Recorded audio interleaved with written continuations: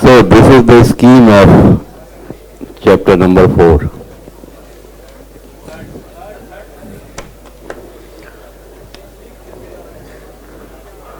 So chapter 3, which deals with planning and preparation of audit. Now in fact your auditing is going to be started.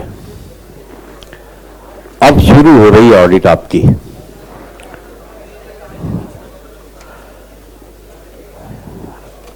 अभी तक तो आप audit के basics ही समझ रहे थे. अब प्रैक्टिकल ऑडिट स्टार्ट हो रही है, जो आप प्रैक्टिस में करते हैं हकीकत में. This whole chapter is based on standards of auditing. Standards of auditing, as you know,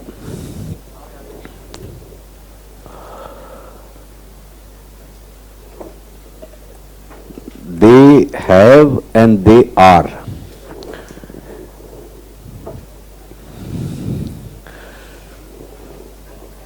been and being prepared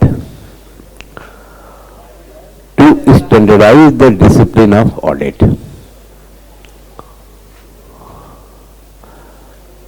Every member is supposed to follow these standards of auditing while discharging his attest function. So, लोग करते क्या हैं? Audit पढ़ा देते हैं और कहते हैं कि देखो ऐसे अलग से कर लेंगे. तो वो कहते हैं कि ऐसे अलग से कर लेंगे, पढ़ा देते हैं, फिर कहते हैं ऐसे अलग से कर लेंगे. तो अलग से जो करने वाली बात है उसमें आपको ऑडिट ना क्लियर होके समझ में नहीं आता. मैं अभी यहां फाइनल की क्लास करा रहा हूं वहां पे आईसीआई में, तो मुझे इसके प्रत्यक्ष दर्शन हो रहे हैं. क्योंकि फाइनल में ऑडिट का जो डिस्कशन है वो काफी हाई लेवल पे जाता है. वहां पे वो एक सब्जेक्ट नहीं बनता, वहां पे वो आपका वास्तव में धंधा बन जाता है. वहां पर आईसीआई आपसे सबसे बड़ी एक्सपर्टाइज की उम्मीद भी करता है. आप अगर सीए फाइनल फर्स्ट ग्रुप का रिजल्ट देखिए, एनालिसिस 4 पेपर हैं उसमें. अकाउंट्स है, फाइनेंशियल मैनेजमेंट है, कॉर्पोरेट लॉ है और ऑडिट है. 4 पेपर हैं उसमें. तो आप देखेंगे अकाउंट में लोग बहुत अच्छा कर लेते हैं, सीए के स्टूडेंट हैं तो अकाउंट में मेहनत भी करते हैं, थोड़ा प्रैक्टिस भी करते हैं तो अकाउंट कर लेते हैं। एसएफएम भी जो फाइनेंशियल मैनेजमेंट है वो भी मोर और लेस न्यूमेरिकली है, तो उसमें बहुत अच्छा कर लेते हैं। फाइनल के रिजल्ट की आप एनालिसिस कीजिए तो सबसे ज्यादा जो फेलियर है ना वो ऑडिट के पेपर में आता है। एक फॉल्स कॉन्फिडेंस डेवलप हो जाता है स्टूडेंट्स के अंदर, इंटर में तो पढ़ाई है और अब तो आर्टिकलशिप करीब है, 3 साल तो आर्टिकलशिप ही की है, तो ऑडिट तो हो ही जाएगा, चला लेंगे, हो जाएगा यार, हो ही जाएगा। दे के आते और फिर 2.5 महीने बाद जब उनसे पूछा जाता है क्या हुआ, क्या हुआ, अगर अगला पूछता है क्या हुआ तो अब नाम क्या रखना ये बताओ, जो भी हुआ है उसका नाम रखें। पता चलता कुछ ना हुआ। 3 साल से कोशिश कर रहे थे और कुछ ना हुआ। क्यों? क्योंकि कॉन्फिडेंस जरा जरूरत से ज्यादा था। एग्जामिनर जो कॉपी में शब्द देखना चाहता है वो नहीं था। उसकी वजह क्या है, मैं खुद फील कर रहा हूं, अब तो मैं करा रहा हूं, तो जब भी मैं उनको जनरल डिस्कशन करता हूं उनको समझ में आ रहा होता है। जैसे मैं उसको ऐसे से कोरिलेट करता हूं तो बहुत से कहते हैं सर ये क्या है, ये तो हमने सर पढ़ा ही नहीं था। अब ऐसे तो आप इंटर में पढ़ के जाते हैं, फाइनल में वही है, उसका एडवांस डिस्कशन है। तो वहां उनको बेसिक्स नहीं क्लियर है क्योंकि उस टाइम उन्होंने एसए से ऑडिट के सब्जेक्ट को कोरिलेट ही नहीं किया था। मैंने ऐसा कभी नहीं किया। मैं शेयर करूं आपसे, जब मुझे पहली दफा ऑडिट कराने को वहां पे बोला उन्होंने, रोहिणी में, मैं रहता पंजाबी बाग था तो रोहिणी में एक बड़ी कोचिंग थी एनजीपीए, वहां मैं ऐसे चला गया था क्योंकि उस कोचिंग को चलाने वाली एक महिला थी, अकाउंट पढ़ाती थी। मैं बड़ी उम्मीद लेके गया था, लेकिन इन मामलों में हमेशा फिसड्डी रहा हूं, तो वहां फिसला तो बहुत, लेकिन ऐसा फिसला कि लंबी फिसलान हो गई और पंजाबी बाग से लक्ष्मीनगर आ गया।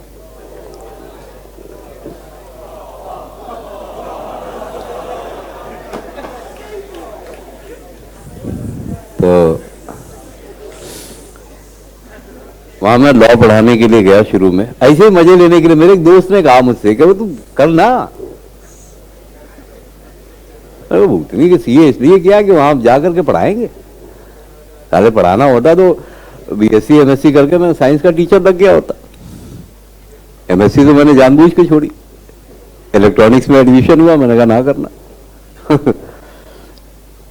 मेरे कुछ टीचर बड़े खास थे जो मुझसे इतने नाराज हुए कि मैं आज भी कभी जाता हूं, लोग बात जिंदा रखा है भगवान ने उनको, तो आज भी मुलाकात होती है तो आज भी यही कहते हैं, तुमने सपना तोड़ दिया। अबे काहे का सपना, हम कोई रॉकेट थोड़ी बनाने वाले थे यार। नो नो नो, तुम्हारा दिमाग डाइवर्ट हो गया। अबे काहे का घंटा डाइवर्ट हो गया।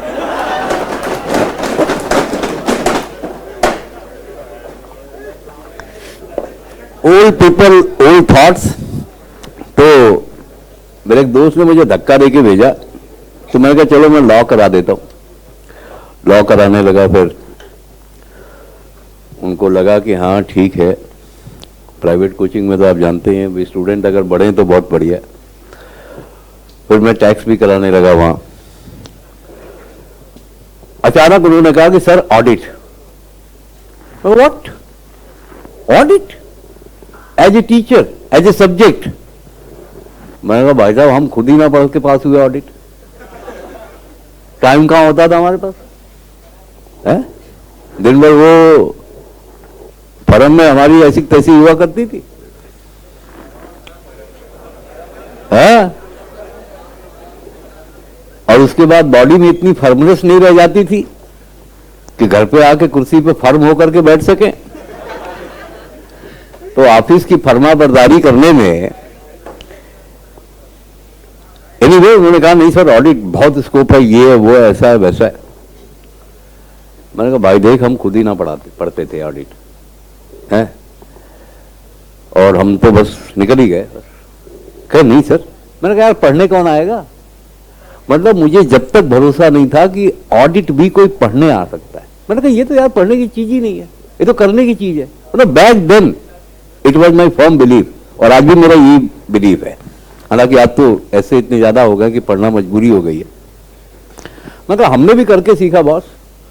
और मैंने अपना एग्जाम्पल दिया, मैंने कहा मुझे तो कुछ भी ना आता था, बीएससी करके आया था, बॉस ने सीधा होटल की ऑडिट पे लगा दिया। वहां मैंने सोचा जाके जाएंगे खाएंगे पिएंगे ऐश करेंगे, और उसके बाद मैं आपके सामने हूं। उनका नहीं सर पढ़ाओ, उनके हस्बैंड ने बोला। मैं कहा ना,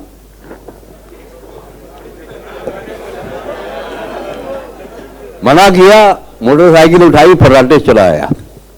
उस टाइम मोटरसाइकिल ही थी मेरे पास। तो बाद में 2-4 दिन बाद वो मुझसे मिले क्लास के बाद। उनका आइए सर आपको थोड़ा घुमा के लाते हैं। मैं कहा यार देखो घूमने उमने क्या है, मैं घर जाऊंगा। उनका नहीं आओ आपको चाय पिला के ले आते हैं। चाय के नाम पे मैं इनकार करता नहीं। वो मुझे अपने घर ले गए। उनका सर जनरली हम अपने टीचर्स को घर नहीं लेके आते, वहां उनकी वाइफ भी बैठी हुई थी। उनका इनको कुछ बात करनी है आपसे। मैं कहा तो ठीक है हम और ये बात करते हैं, आप निकलो यहां से।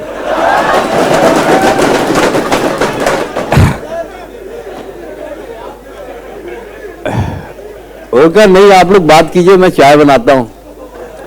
उसको मेरी टीचिंग पे तो भरोसा था, लेकिन तो खैर उन्होंने कहा कि सर हमारे कई स्टूडेंट्स हैं और वो आपके भी स्टूडेंट हैं, लॉ आपसे पढ़ ही रहे हैं, टैक्स आपसे पढ़ ही रहे हैं, तो वो कह रहे हैं कि सर अगर थोड़ा बता दें तो अच्छा हो जाएगा। तो मैंने कहा देखिए 15 दिन का टाइम दीजिए।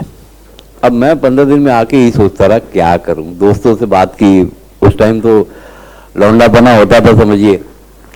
शाम को निकल गए कहीं पत्थर पे बैठ के चाय पी रहे हैं, दिल्ली को ऑब्जर्व कर रहे हैं। तो मेरे एक दोस्त ने गुरु मंत्र दिया, कहा सुन जो तू करता है ना ऑडिट में वही जाके बोल के आ जा। मैं कहा गुरु ये बहुत अच्छा बता दिया यार, जो तू करता है ना वही जाके बोल के आ जा। तो मैं करता क्या हूं, सवाल ये कि मैं करता क्या हूं।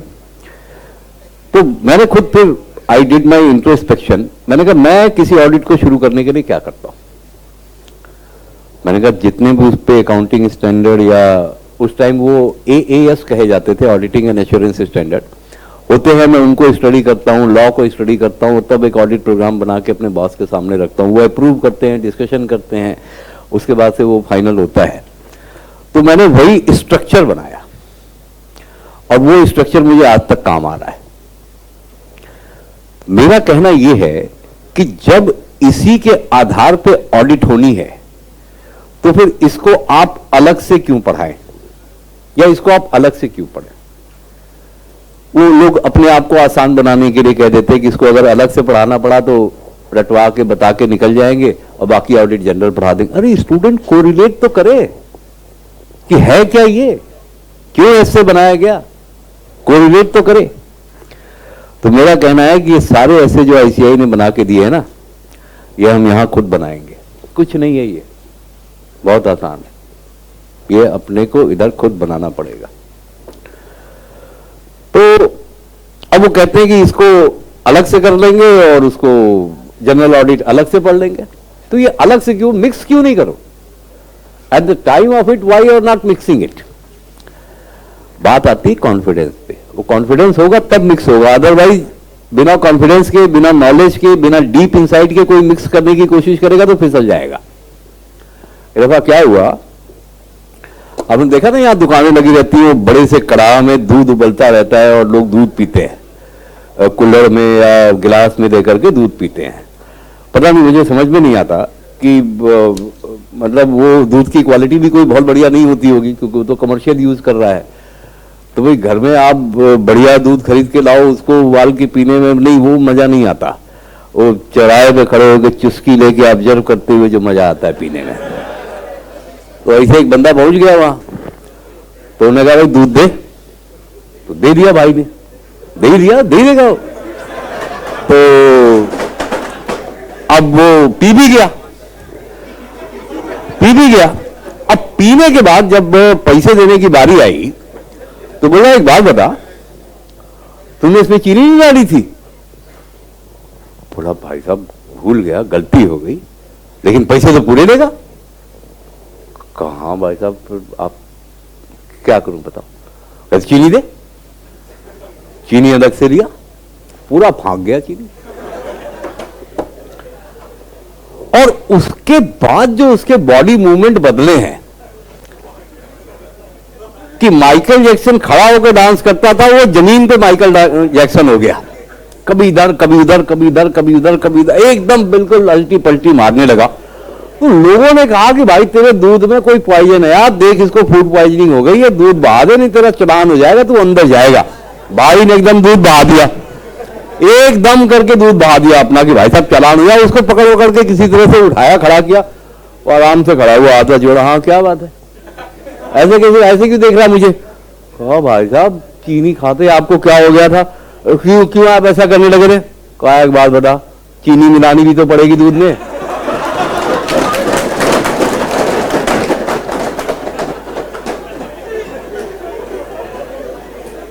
अब तू एक काम कर ले, एक गिलास दूध के पैसे ले ले। अगर एक गिलास दूध में क्या हो गया, पूरी कढ़ाई तो बहा दी उसने, और आप एक गिलास दूध के पैसे दे रहे हैं। तो कहने का मतलब क्या है कि यहां चीनी मिलानी पड़ेगी, चीनी मिलाओ, कम हो या ज्यादा, लेकिन चीनी तो मिलानी पड़ेगी, यहीं पे मिक्स करना पड़ेगा। बिना मिक्स किए काम चलने वाला नहीं है। तो अब आप फर्ज कीजिए कि अपने दफ्तर में बैठे और एक क्लाइंट आया और आपसे यही कह रहा है कि साहब हमारी ना ऑडिट कर दो, आप हमारी ऑडिट कर दो। तो आप पूछेंगे नहीं? ऑब्वियसली आप पूछेंगे, बैठिए,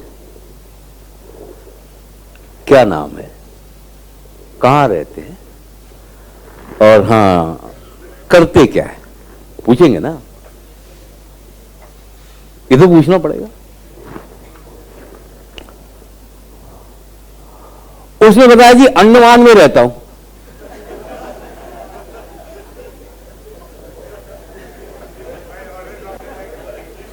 अंडे बेचता हूं।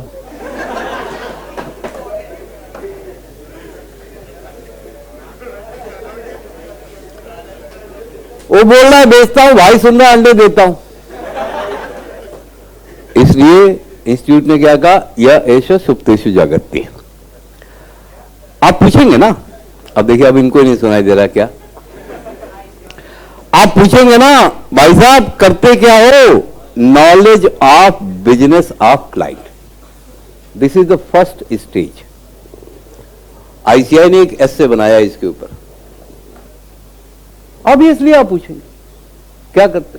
अब इसको अलग से पढ़ाया जाएगा। क्यों अलग से पढ़ाया जाएगा भाई? कि पहले ऑडिट पढ़ लो, ऐसे ऐसे ऐसे ऐसे ऐसे ऐसे ऐसे ऐसे होती है, उसके बाद से नॉलेज आप। क्यों भैया, यही तो पहला काम है। अच्छा, आपने नॉलेज ऑफ क्लाइंट बिजनेस लिया, अब उसने बताया अंडमान में रहता हूं, तो आप कह देंगे भाई साहब वहां तो जाकर के अब क्या ऑडिट करेंगे? नहीं लेंगे। उसने बताया साहब रहता तो दिल्ली में ही हूं, मेरा बिजनेस है, बहुत बड़ा बिजनेस है, टोटल कंप्यूटर पे अकाउंटिंग होती है उसकी, ऐसे होता है वैसे होता है। अब आप कंप्यूटर पे अकाउंटिंग कभी करे ही नहीं, आपको पता ही नहीं क्या होती, तो आप क्या कह देंगे? सर आप जैसे छोटे मोटे क्लाइंट ना हम इंटरटेन ही नहीं करते, रास्ता ना पो, इनको चाय पिलाओ भाई। बताइए वो आपके बारे में क्या बढ़िया इंप्रेशन लेके जाएगा। बजाय इसके कहने के आपने बात ही बात में उससे अपनी स्किल और कॉम्पिटेंस चेक करने का फार्मूला पूछ लिया, जो ऐसे 200 में कहा गया। कोऑर्डिनेशन स्टार्ट करिएगा। ऑडिट जहां से शुरू होती है वहीं खत्म होती है। क्यों क्यों पूछ रहे हैं आप कि क्या करते हो? इसलिए कि आप ये जानो ना कि जो वो करता है उसकी ऑडिट मेरे से हो पाएगी नहीं हो पाएगी, मेरे पास टाइम है कि नहीं है, मेरे आर्टिकल्स, मेरे ऑडिट असिस्टेंट्स उतने पढ़े लिखे हैं कि नहीं है। ये स्किल एंड कॉम्पिटेंस के लिए करना है। और जब ठीक हो गया कि हाँ ठीक है अपन करते हैं, तो ठीक है साहब, लॉ ऑफ कॉन्ट्रैक्ट शुरू करते हैं। When one person signifies to another his willingness to do or abstain from doing anything, then he is said to make an offer. तो सर लेटर ऑफ एंगेजमेंट तो दीजिए, मुझे एंगेज करना चाहते हैं तो एक चिट्ठी लिख के दो ना, या हम लिख के दें, बताइए। सर आप ही लिख दो, अंग्रेजी तो आप ही लिख पाते, चलो हम ही लिख देते हैं, आप साइन कर दो। कुछ तो हो राइटिंग में कि हमें क्या करना है और क्या नहीं करना, फीस वीस कितनी दोगे तय करो ना यहीं पे। इंगेज कर रहे हो उसको तो तय करो यहीं पे। तो दूसरी स्टेज तो यही होगी ना, बिना ये सब तय किए पहुंच गए, ऑडिट करके चले आओ, उसके बाद उसने फीस रोक ली कि आपने तो ये भी नहीं किया, आपने तो वो भी नहीं किया, आपने तो ये बोला था, आपने तो वो बोला था। क्या जरूरत है इस कंफ्यूजन की, मुकदमेबाजी की? पहले ही पक्का करने का है, कर लिया पक्का, लेकिन इससे थोड़ी ऑडिट शुरू होगी है। दुकान है, मकान है, फैक्ट्री है, ट्रेडिंग है, सर्विस ऑर्गेनाइजेशन है, you will have to prepare an audit plan ना। Auditing as per SA 200 is defined as independent and systematic examination. तो सिस्टम बनाओ ना भाई, पहले बना लो, नहीं प्रॉब्लम में फंस जाओगे। आप किसी सब्जेक्ट को पढ़ना शुरू करते हो, उसकी प्लानिंग करते हो कि नहीं करते हो? ये टॉपिक इंपॉर्टेंट हो सकता है, वो इंपॉर्टेंट हो सकता है, इसको मैं सुबह पढ़ूंगा, उसको लिख के पढ़ूंगा, इसको बिना लिखे पढ़ूंगा, तो प्लानिंग तो करनी पड़ेगी। और सिर्फ प्लानिंग से कुछ ना होता, ऑडिट प्रोग्राम भी बनाना पड़ेगा। इस दिन शुरू करूंगा, इस दिन खत्म करूंगा। क्यों? क्योंकि इनहेरेंट लिमिटेशन है ना टाइम एंड कॉस्ट की। देखो कितनी फीस दे रहा है, देखो उसका रिटर्न किस दिन सबमिट करना है, तो प्रोग्राम तो बनाना पड़ेगा।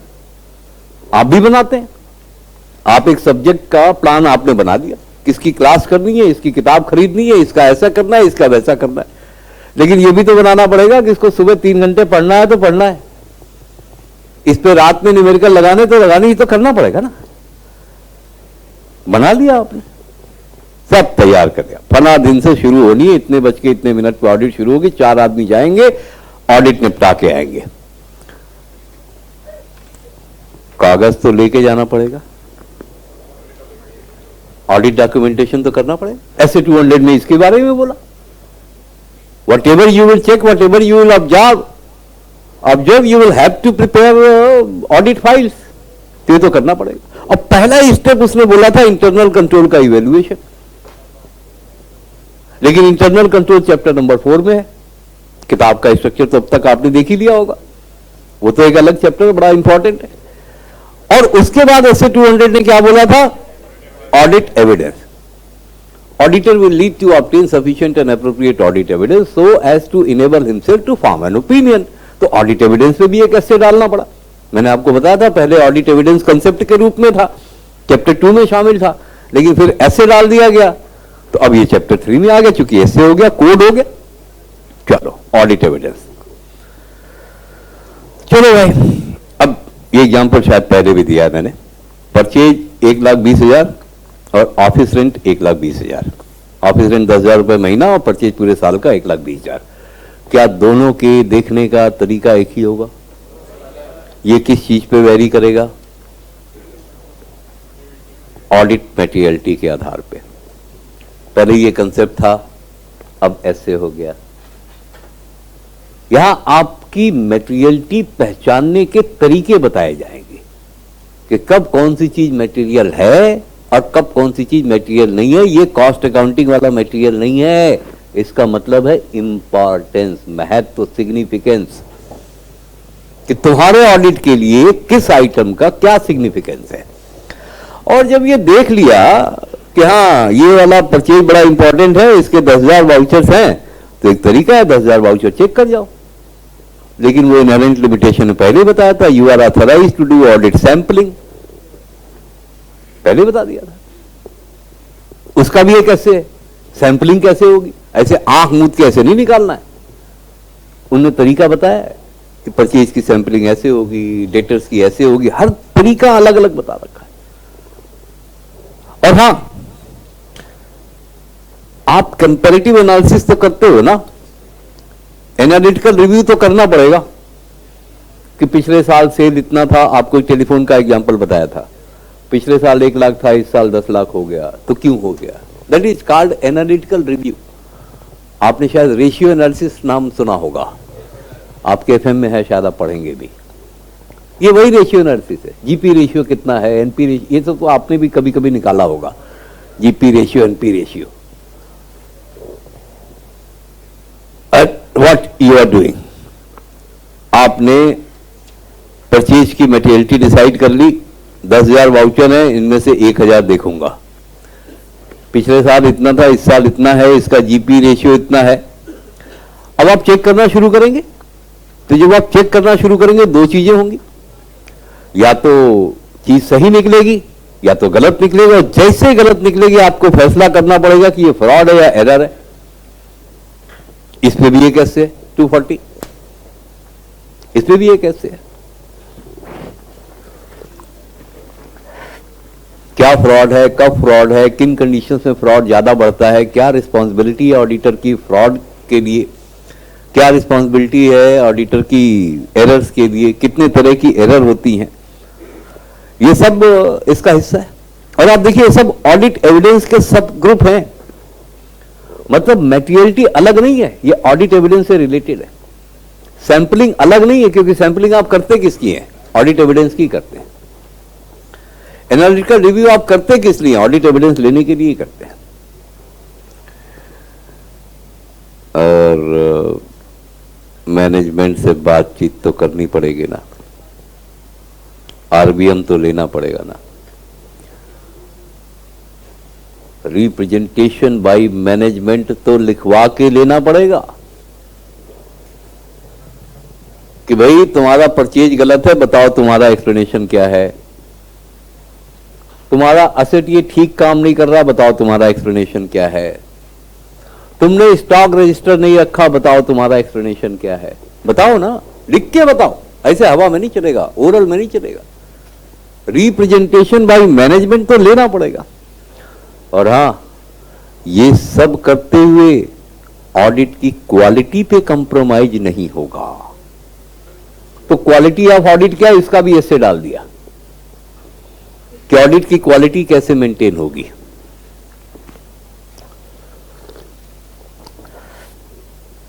कर लिया सब, तो फिर ऐसे 200 ने कहा, परचेज का एविडेंस देख लिया, सेल का देख लिया, सैलरी का देख लिया, डेप्रिसिएशन का देख लिया, असेट का देख लिया, लायबिलिटी का देख लिया, सब हो गया। अब विचार बना लिया कि क्वालिफाइड देनी है, ऐसी देनी है, वैसी देनी है, वैसी देनी है, audit complete, yes sir complete, तो फिर रिपोर्ट दो, तो फिर रिपोर्ट दो। देखिए, अब देखिए कितना कितना आसान है ये। पूरा स्ट्रक्चर आपके दिमाग में होना चाहिए कि मैं अपनी ऑडिट में कब किस स्टैंडर्ड को यूज करने वाला हूं। जैसे डॉक्टर को पता होता है कि वो पेशेंट को कब कौन सी दवाई देने वाला है, कब इंजेक्शन लगाने वाला है, कब एनेस्थीसिया देने वाला है, उसको मालूम होता है। वैद्य जी को नहीं मालूम होता, इसलिए आप डॉक्टर पे ज्यादा भरोसा करते हैं, क्योंकि वो सिस्टमेटिकली काम करेगा, जिसको कहते हैं क्लिनिकल प्रिसीजन के साथ काम करेगा, राइट। तो ये चैप्टर नंबर 3 है। नॉलेज ऑफ बिजनेस से शुरू होता है और कहां खत्म होता है जाकर के, ऑडिट रिपोर्ट के ऊपर। तो शुरू हुआ है नॉलेज ऑफ बिजनेस से, खत्म हुआ ये ऑडिट रिपोर्ट के ऊपर। तो नाउ चैप्टर 3 इज ओवर।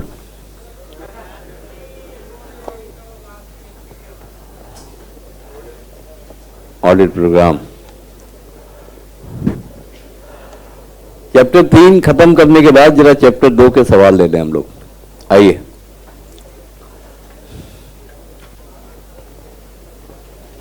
क्योंकि इसका टेस्ट भी आपको देना है ना 28 को।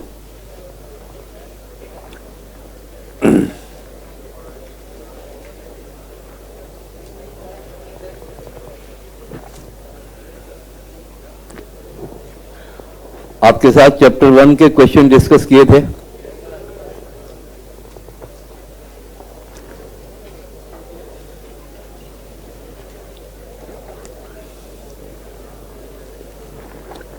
आ गए आप चैप्टर नंबर 2 के ऊपर। Objective questions, what are they? State with reason in short whether the following statements are true or false. Financial statements should show true and correct view of the affairs of the entity.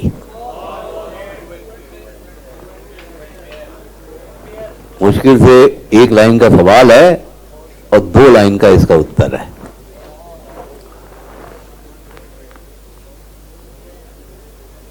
True and false के questions में आप हमेशा straight forward रहेंगे, कोई कहानी नहीं होगी। Specific disclosure is required for fundamental accounting assumptions followed in the financial statements. अब जब फॉलोड ही है तो फिर डिस्क्लोजर क्या जरूरत है? डिस्क्लोजर तब होता है जब फॉलोड नहीं होता। Write short notes on the following. मई 16 में एक प्रश्न आया, चेंजेज ऑफ अकाउंटिंग पॉलिसीज, इसमें क्या लिखना होगा? पहले तो ये कि ground of change in accounting policy आपने लिख दिया, और दूसरा क्या? और दूसरा क्या? और कुछ लिखना है? इंपैक्ट क्या? AS1 की रिक्वायरमेंट कि अगर कंसिस्टेंसी फॉलो नहीं की है तो क्वांटिफाई करना पड़ेगा इफेक्ट। यहां ये आपकी शॉर्ट नोट कंप्लीट होगी। नाउ May 15 में सवाल आया फंडामेंटल अकाउंटिंग एजम्पशन। अच्छा, जब मैं पढ़ा रहा था शायद आपको आश्चर्य हुआ होगा कि ये अकाउंटिंग की चीज यहां क्यों पढ़ाई जा रही है। आप देखिए, आपके क्वेश्चन बैंक ने आपसे सवाल पूछ रखे हैं और ताजे सवाल पूछ रखे हैं। May 16, 15। Now descriptive question discuss the area in which different accounting policies may be adopted। मैंने आपको कहा था, एक बार ये सवाल आया था कि कौन कौन से अकाउंटिंग स्टैंडर्ड ऐसे हैं जो अल्टरनेटिव अकाउंटिंग पॉलिसीज की बात करते हैं। एक दो आप जानते हैं, valuation of inventory, asset etcetera, आप जानते हैं। इस प्रश्न को आपको उत्तर सोचने की जरूरत नहीं है, सिर्फ एक बात का इंतजार कीजिए, कब आपके अकाउंटिंग स्टैंडर्ड का टॉपिक खत्म होता है। जब वो खत्म होगा अपने आप इसके 10 एरियाज को पता कर देंगे। ये अकाउंटिंग स्टैंडर्ड है जिसमें डिफरेंट अकाउंटिंग पॉलिसीज है, बात खत्म हो जाएगी।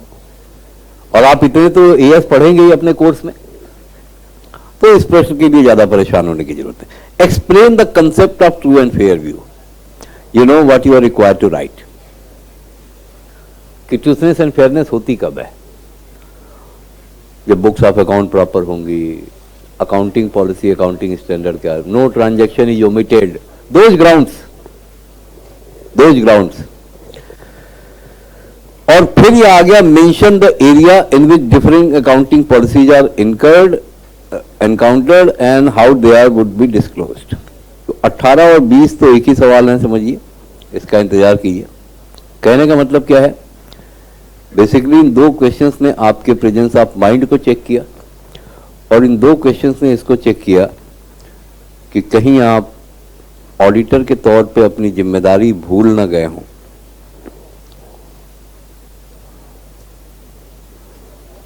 आप में से कुछ लोगों ने क्वेश्चन बैंक लिया है, आपको सिंपल सा काम करना है। आपको कितने घंटे पढ़ने के लिए बोला था? जिसमें 1 आवर की रीडिंग है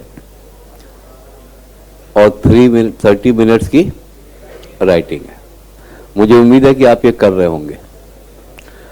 नहीं कर रहे होंगे तो करना शुरू कर दीजिए, और अगर करना शुरू नहीं कर पा रहे हैं तो इंतजार कीजिए। हाँ, आपकी मर्जी पे है। All of you are above 18। आप में से कोई है जो 18 साल से नीचे है अभी? हाँ, हाँ।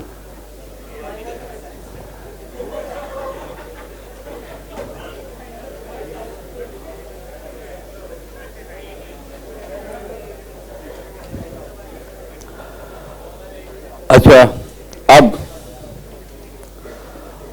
अभी तक आपने चैप्टर 1 और 2 पढ़ा, शायद आप में से कुछ लोगों ने रिवीजन किया होगा।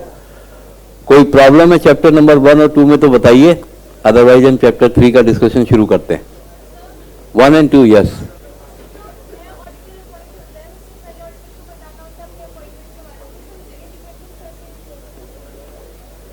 इंडिपेंडेंस कैसे इंश्योर होती, क्यों नहीं इंश्योर होगी? ये तो इंडिपेंडेंस का ही टॉपिक है। ये जो कम्युनिकेशन है, आप सोचते हैं कि पिछले वाले को हम ना बताएं और यहां उसकी आउटस्टैंडिंग फीस जारी है,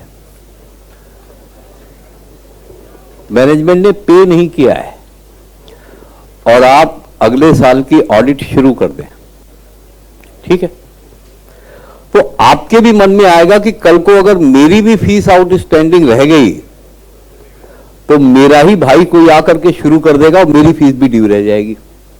एक बात। और अगर आपके मन में यह बात आएगी तो आप क्या करेंगे? आप इंडिपेंडेंस पे कंप्रोमाइज ही तो करेंगे कि भाई साहब मैं कोई लड़ाई झगड़ा नहीं करूंगा, जहां मैनेजमेंट बोलेगा ये काम करना, जी बिल्कुल करना है, पैसे दे दोगे ना, हाँ जी बिल्कुल एडवांस ले लो, तो मैं अपनी इंडिपेंडेंस पे करूं, क्योंकि मैं देख रहा हूं ना मेरे पिछले भाई का ड्यू है और मुझे उसके साथ रिटर्न कम्युनिकेशन करने की जरूरत नहीं महसूस हो रही है। इसलिए बोला गया कि आप कम्युनिकेट सिर्फ उसके लिए नहीं करते, अपने लिए भी करते हैं। एनओसी कंपल्सरी नहीं है, रीजनेबल टाइम बीत जाए उसके बाद आप अपनी ऑडिट शुरू कर सकते हैं। एनओसी नहीं लेना, आपको एनओसी की जरूरत नहीं है। एनओसी मतलब देखिए, एनओसी क्यों नहीं लेना है? अगर आपके दिमाग में सवाल आ रहा हो कि एनओसी हम क्यों नहीं लेते पिछले ऑडिटर से, नो ऑब्जेक्शन सर्टिफिकेट का मतलब, जैसे अभी आप मेरे खेत में घुसना चाहते हैं, मेरी जमीन में घुसना चाहते हैं और आप जबरदस्ती घुस गए, तो मैं आपके ऊपर चार्ज लगा दूंगा कि आपने मेरे राइट्स का उल्लंघन किया है। क्यों? क्योंकि वो प्रॉपर्टी मेरी है। इसको लॉ ऑफ टॉर्ट में पढ़ते हैं, you have ट्रेसपास्ड my property. But जब सीए और क्लाइंट की बात होती है तो क्लाइंट सीए की प्रॉपर्टी नहीं है कि उसकी ऑडिट किसी दूसरे ने करनी है तो फिर मुझसे नो ऑब्जेक्शन सर्टिफिकेट दे। Who am I to give a no objection certificate? Client is independent, I am independent.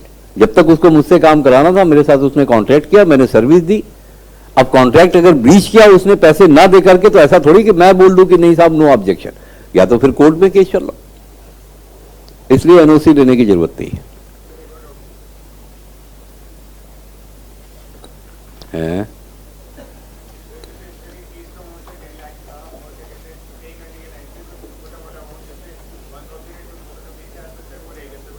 क्या 1000? भैया सीधी सी बात जान लो, अगर कोर्ट में केस चल रहा है तो आप शुरू कर सकते हो। 1 रुपया है तब भी, छोटा सा अमाउंट क्या होता है? कानून तो 1 रुपये से शुरू होता है। और कोई सवाल चैप्टर नंबर 1 और 2 में? नहीं, पढ़ेंगे तब का इंतजार ना करो। अब क्लास हो रही है रेगुलर आपकी, हाँ, तब ऑडिट होगी रोज, तो इसलिए आप इस बात का रिलैक्सेशन लेने की कोशिश मत कीजिए। Anyway, knowledge about the clients business.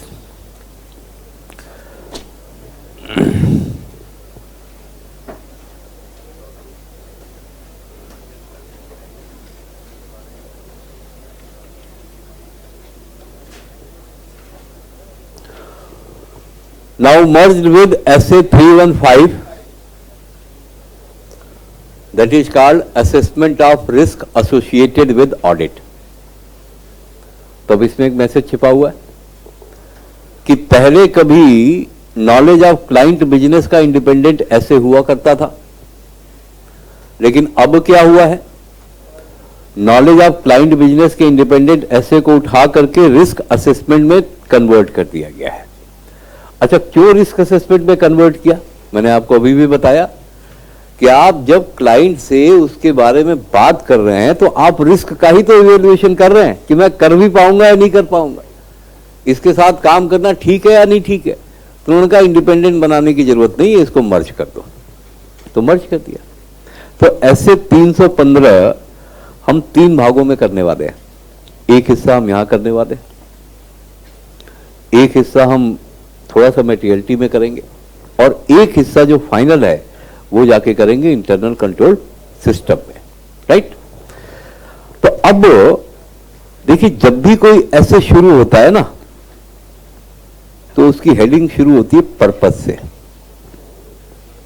और खत्म होता है डॉक्यूमेंटेशन पे। 90% ऐसे पर्पस से शुरू होकर डॉक्यूमेंटेशन पे खत्म होते, एक आध से इसका एक्सेप्शन है, लाइक गोइंग कंसर्न वगैरह।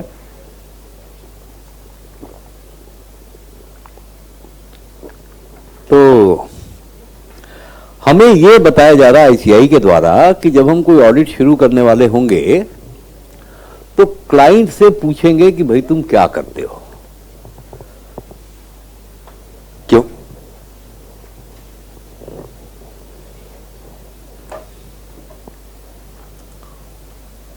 To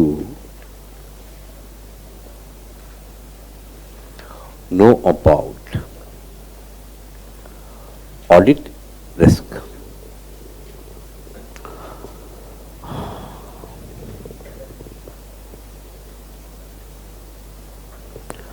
To decide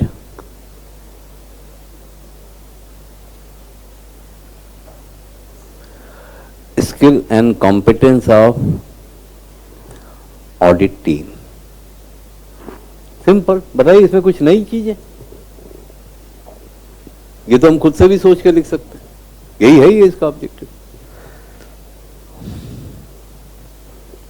right. तो अब इस एस्से ने बताया source of knowledge of business. बताइए, आप किसी के बारे में कुछ जानना चाहते हैं तो कहां से पता चलेगा? भाई एक तो उसी से पूछ लो, दूसरा उसके पड़ोसियों से पूछ लो, सिंपल। उसी से पूछ लो या उसके पड़ोसियों से पूछ लो, कुछ चीज के बारे में भी जानना चाहते हैं, ये कोई नई बात है? हैं? तो हमारे यहां दफ्तर में क्लाइंट आके बैठा हुआ है, चाय वाय पिलाई हमने, और उसके बाद फिर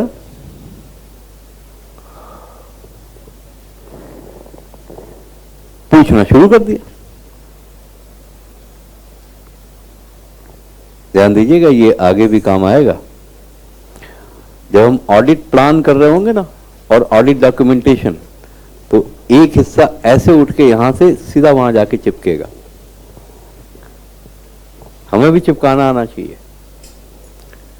आईसीआई वाले चिपका ही रहे,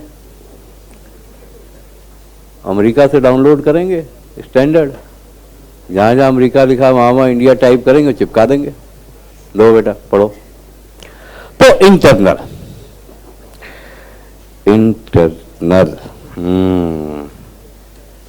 अब आप क्या पूछेंगे? देखिए,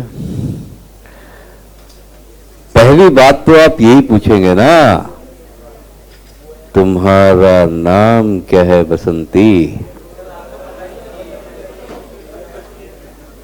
पहली बात तो यही पूछे है। तो सर ये बताओ, आप हैं कौन?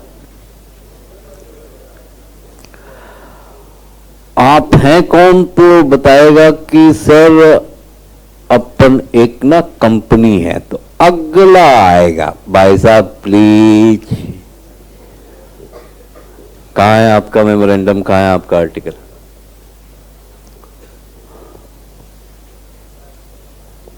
क्योंकि ये तो जानना पड़ेगा कि आपका नाम क्या है, आपका रजिस्टर्ड ऑफिस कहां है और आप कैसे काम करते हैं। नहीं नहीं सर, हम ना पार्टनरशिप है। तो यार कुछ तो होगा तुम्हारे पास। सर ट्रस्ट है हम। तो भाई साहब एक कॉपी बायलॉज की हमको भी दिखा दो, जान तो ले आप हैं कौन। कौन से लोग आपके डायरेक्टर हैं, कौन से लोग आपके पार्टनर हैं, क्या हैं, बता तो दो कुछ। और ध्यान दीजिएगा, इस स्टेज पर आपको वो वही बताएगा जो वो किसी को भी बता सकता है, क्योंकि अभी आप उसके ऑडिटर बने नहीं है, आपको इंफॉर्मेशन डिस्क्लोज नहीं करेगा। अभी वो आपको वही बता सकता है जो वो किसी को भी बता सकता है, इसलिए सवाल यहां ध्यान से पूछिएगा। ठीक है साहब, अच्छा तो ठीक है, ये सब तो बढ़िया है, लेकिन ये बताइए ना, हमारे बच्चे जाएंगे वहां, तो बताइए किससे मिलेंगे?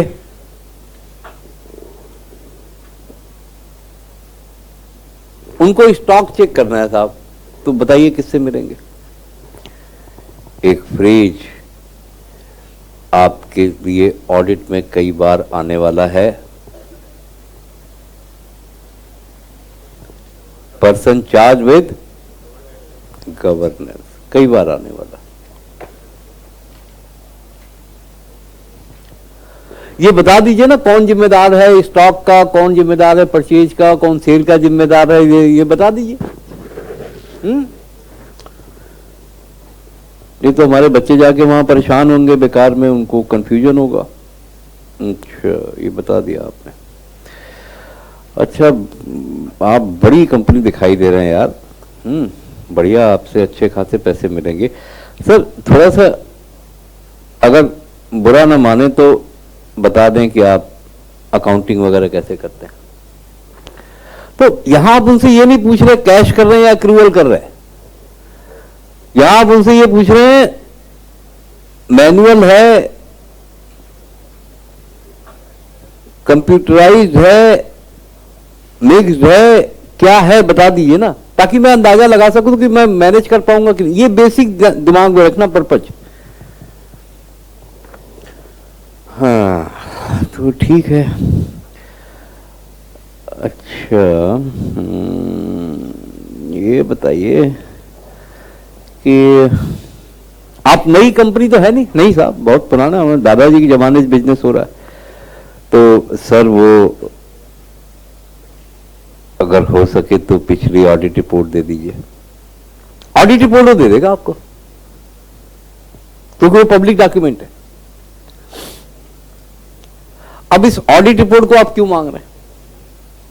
क्योंकि पिछला आपका भाई कुछ करके गया, कोई क्वालिफिकेशन वगैरह पॉइंट आउट किया होगा, ये कमी है वो कमी, तो आप पहले से मूड बना के जाएंगे, ये वाला एरिया तो देखना ही देखना है, वो वाला एरिया ज्यादा नहीं देखना, तो थोड़ा आपको हेल्प मिलेगी ना, पुराना भाई आपका काम करके गया है। Audit report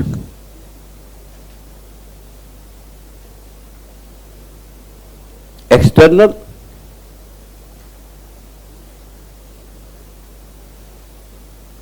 and if possible internal. Internal के लिए पॉसिबल क्यों लिखा? क्योंकि यहां आपको बताएगा वो वही जो वो किसी को भी बता सकता है, और आपको पता है internal auditor is appointed by the management and submit his report to the management for their internal consumption. तो इंटरनल वो अगर देने को राजी हो जाए तो ले लीजिए, एक बार पलट के उसको भी देख लीजिए, कुछ तो पता चलेगा। काफी चीजें उसने बता दी। अब आप उनसे ये पूछेंगे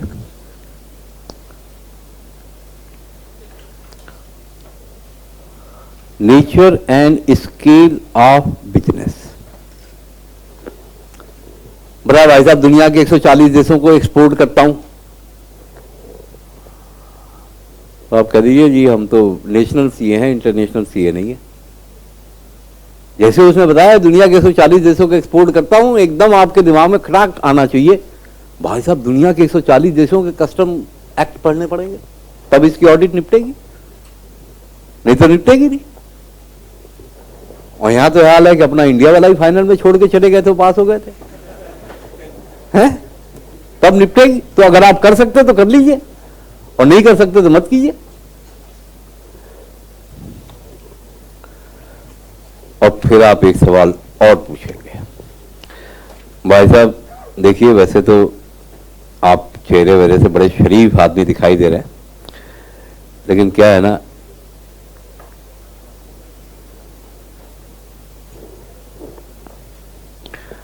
आप बताइए, आपने कभी हरामीपना किया है?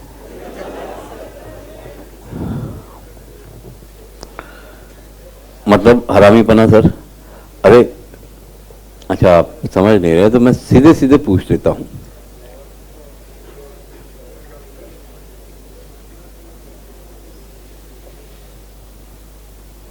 Legal cases in courts which are going on, बताते बताते बता गया वो, जी सर पूरी जिंदगी में एक ही केस चल रहा है हमारे ऊपर। अच्छा, सिर्फ एक? कौन सा? वो सर ऐसा था, एक बार दुबई गया था तो दाऊद भाई के घर रुक गया था, बस उसी का ईडी की इंक्वायरी भाई Dawood,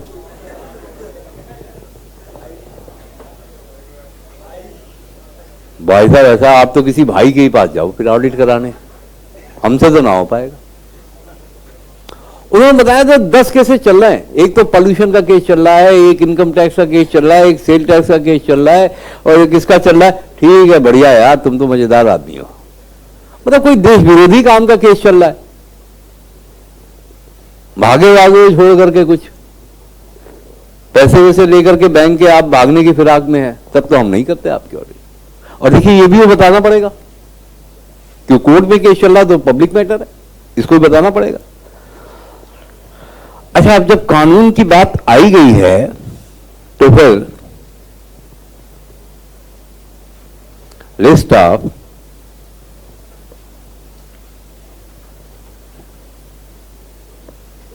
laws applicable on the client.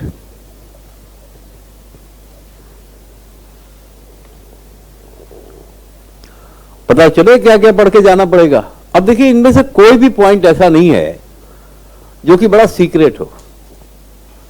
अब एक क्लाइंट 20 चीजों में इन्वॉल्व है, मान लीजिए किसी बिल्डर क्लाइंट के पास आप चले गए जिसका काम है हिंदुस्तान में भी मकान बनाना, विदेशों में भी मकान बनाना, और देखिए लैंड लॉज भी आपको पढ़ने पड़ेंगे, स्टैंप लॉज भी आपको पढ़ने पड़ेंगे, दूसरे देशों को भी पढ़ने पड़ेंगे, यहाँ के भी पढ़ने पड़ेंगे, तभी तो कर पाएंगे। फॉरेन एक्सचेंज मैनेजमेंट एक्ट पढ़ना पड़ेगा, विदेशी मुद्रा का भी लेन देन, तभी तो आप कर पाएंगे। अब कोई आ गया साहब हम बैंक चलाते हैं, तो बैंकिंग लॉ तो पढ़ना पड़ेगा ना, आरबीआई एक्ट तो पढ़ना पड़ेगा ना। तो ये पहले उनसे ले लीजिए। जब ले लिया तो कहेगी चाय खत्म हो गई है और मैं आपको 1 हफ्ते बाद फिर बुलाता हूं। जैसे ही वो गया वैसे आपने कहा भाई अब पड़ोसियों से पूछते हैं इसके बारे में, तो बताइए पहला पड़ोसी कौन होगा? है पहला पड़ोसी कौन होगा जिसके साथ आप बात करेंगे? वही होगा।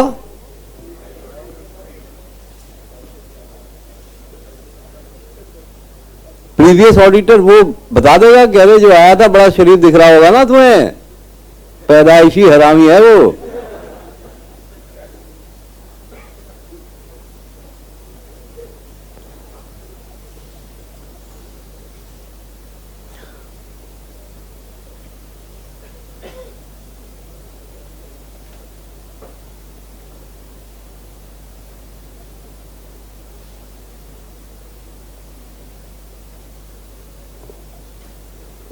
पता चल जाएगा आपको, वो बता देगा कि अनडिस्प्यूटेड ऑडिट फीस बाकी है यार, कोऑपरेट नहीं करते, ऐसा नहीं करते, वैसा नहीं करते। दे विल टेल यू और they will not tell you, कुछ भी हो सकता है। तो एक्सटर्नल में तो you are just trying, it's not necessary that you get the response also. Second, आप अपने एक आर्टिकल को बुलाएंगे, बोलेंगे बेटा ऐसा अगर ये पैसा दे और सीपी चला जा। क्यों सर? वो लॉ हाउस है ना जहां से मैं किताबें खरीदता हूं, हाँ सर, वहां से ये कानून खरीद के दिया जा। ठीक है सर, बिल्कुल ठीक है सर, एकदम ठीक है सर।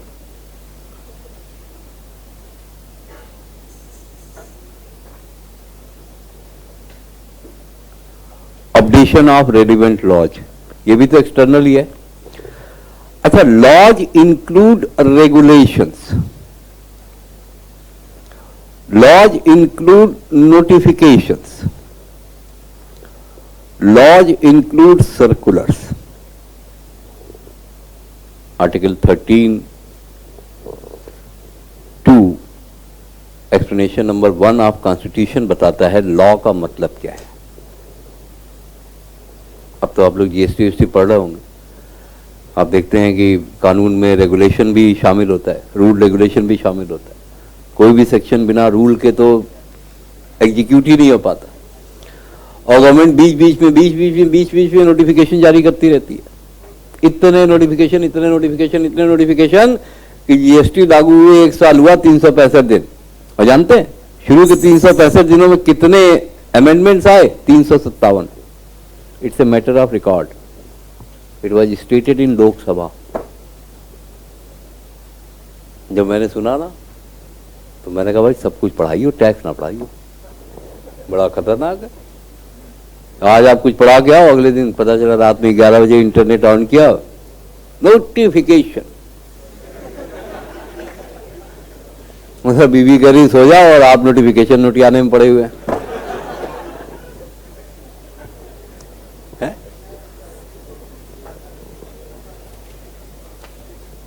तीसरा,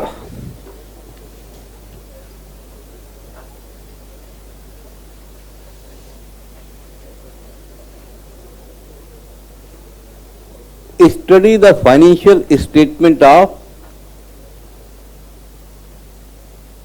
competitors.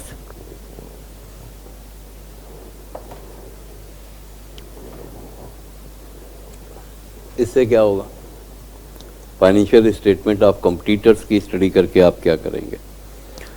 आपको ऑडिट मिली इंडियन ऑयल की और आप बैलेंस शीट पढ़ रहे हैं हिंदुस्तान पेट्रोलियम की, बैलेंस शीट पढ़ रहे हैं भारत पेट्रोलियम की, है?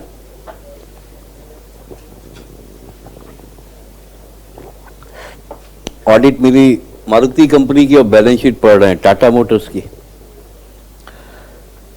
इससे क्या हासिल होता है?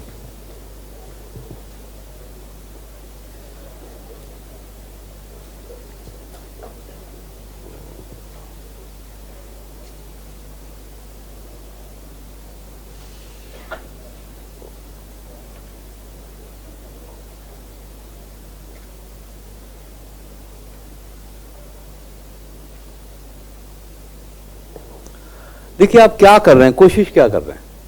आप अपने आप को इक्विप करने की कोशिश कर रहे हैं। जो सामने चैलेंज आ रहा है क्लाइंट का, आप अपने आप को प्रिपेयर करने की कोशिश कर रहे हैं कि मैं यहां से भी नॉलेज ले लूं, मैं यहां से भी नॉलेज ले लूं, मैं ये भी जान लूं, मैं वो भी जान लूं।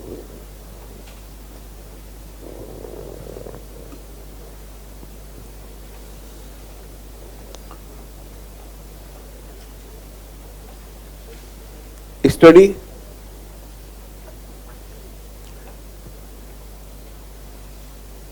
इंडस्ट्री स्पेसिफिक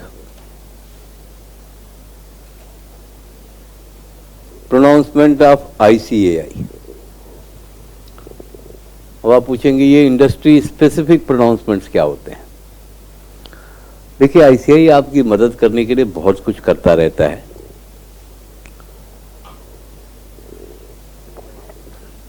ऐसे बनाता है, AS बनाता है, साथ में कुछ स्टेटमेंट्स इश्यू करता है। स्टेटमेंट आपके कोर्स में है नहीं, घबराइएगा मत। वो स्टेटमेंट इश्यू करेंगे, statement on conducting bank audit, statement on conducting tax audit, statement on conducting audit of sugar industry, statement on conducting audit of steel industry, statement on conducting audit of medium and small scale enterprises. तो ये industry specific आपको insight मिलता है, क्योंकि ये जो statements होते हैं ये उस लाइन के जो एक्सपर्ट होते हैं वो लोग तैयार करते हैं। तो आपने कभी शुगर मिल की ऑडिट नहीं की और आपको अचानक मिल जाए तो घबराने की आवश्यकता नहीं है।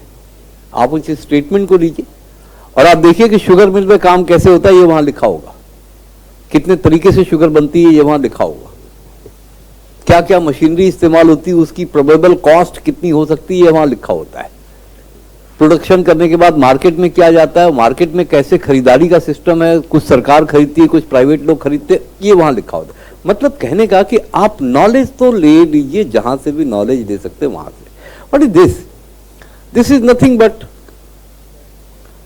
Comparative analysis. और क्या है कंपैरेटिव एनालिसिस? ही तो है। आप आईटी सेक्टर में किसी की ऑडिट करने गए और पता चला वो अपने पीएनएल अकाउंट पे लॉस दिखा रहा है, आप कहेंगे नहीं भाई साहब आईटी सेक्टर में लॉस, सारी कंपनियां प्रॉफिट दिखा रहे हो और आप लॉस दिखा रहे हो। Auditor has come across a situation which should arouse his suspicion. ऐसा क्या है भैया तुम्हारे यहां के लॉस है?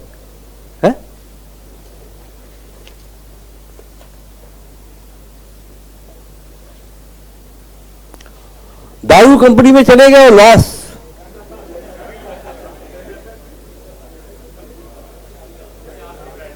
है? ब्रांड कोई भी हो, नाम ऊपर लिखा होना चाहिए, हाँ? पी ले और झूम ले बस, ब्रांड कोई भी, ब्रांड से मतलब नहीं है। मैंने तो अभी तक किसी दारू कंपनी को लॉस में नहीं देखा है भाई साहब, दुनिया में कहीं पॉसिबल नहीं है। एक ऐसा द्वीप था जिसपे कोई जाके बसना नहीं चाहता था, कोई जाता नहीं था। अब उस द्वीप को इनहैबिटेट बनाने की जो ट्रिक अपनाई गई सरकार के द्वारा वो ये अपनाई गई, उन्होंने वहां एक ठेका खोल दिया भाई साहब। फिर प्रमोट करने की जरूरत नहीं पड़ी, लोग अपने आप 10 बजे के बाद पहुंच जाते थे वहां पे, यार वहां तो मिली जाएगी। पूछ रहे हैं नाम क्या उस द्वीप का? मेरे को किसी ने ट्विटर पे भेजा, there is a mall in Delhi in which all the shops are wine shops। मैंने ना उसको रीट्वीट किया ना उसको लाइक किया, कुछ नहीं किया है। हाँ सीधा पहुंच गया क्या?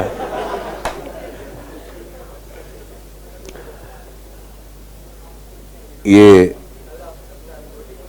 मेरी माँ ने दिल्ली आते वक्त 2 ही बातें बोली थी, बेटा किसी लड़की के चक्कर मत पड़ना और ये सब चीजें मत करना बस। देखिए तो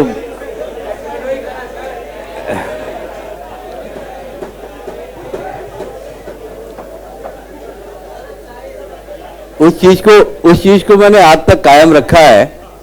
हाँ उनको बाद में एहसास हुआ कि जब तुम्हें इसके लिए मना कर रही थी तो स्मोकिंग के लिए भी मना करना चाहिए, तो मैंने कहा ना अब नहीं करना है, अब नहीं करना, अब तो जो आदत पड़ गई, जिसकी नहीं पड़ी नहीं पड़ी। तो कहने का मतलब ये लॉस, भाई तू क्यों लॉस में जा रहा है? भाई साहब लॉस में हम जा रहे हैं, मतलब तुझे पता ही नहीं है? नहीं पता ही नहीं, साले ऑफिस में पी के बैठा हुआ है, तू लॉस में जा रहा तुझे पता नहीं है ना? बिल्कुल पता नहीं। बात घटिया मैनेजमेंट। आप देखिए विजय माल्या की किंगफिशर जो दारू बनाने वाली कंपनी थी वो लॉस में नहीं गई, अभी भी नहीं लॉस में है, आज भी प्रॉफिट में है। उसकी एयरलाइन लॉस में चली गई, उसका ये धंधा लॉस में नहीं गया, जाएगा भी नहीं, जाएगा भी नहीं। जब तक सूरज चांद रहेगा किंगफिशर का नाम रहेगा।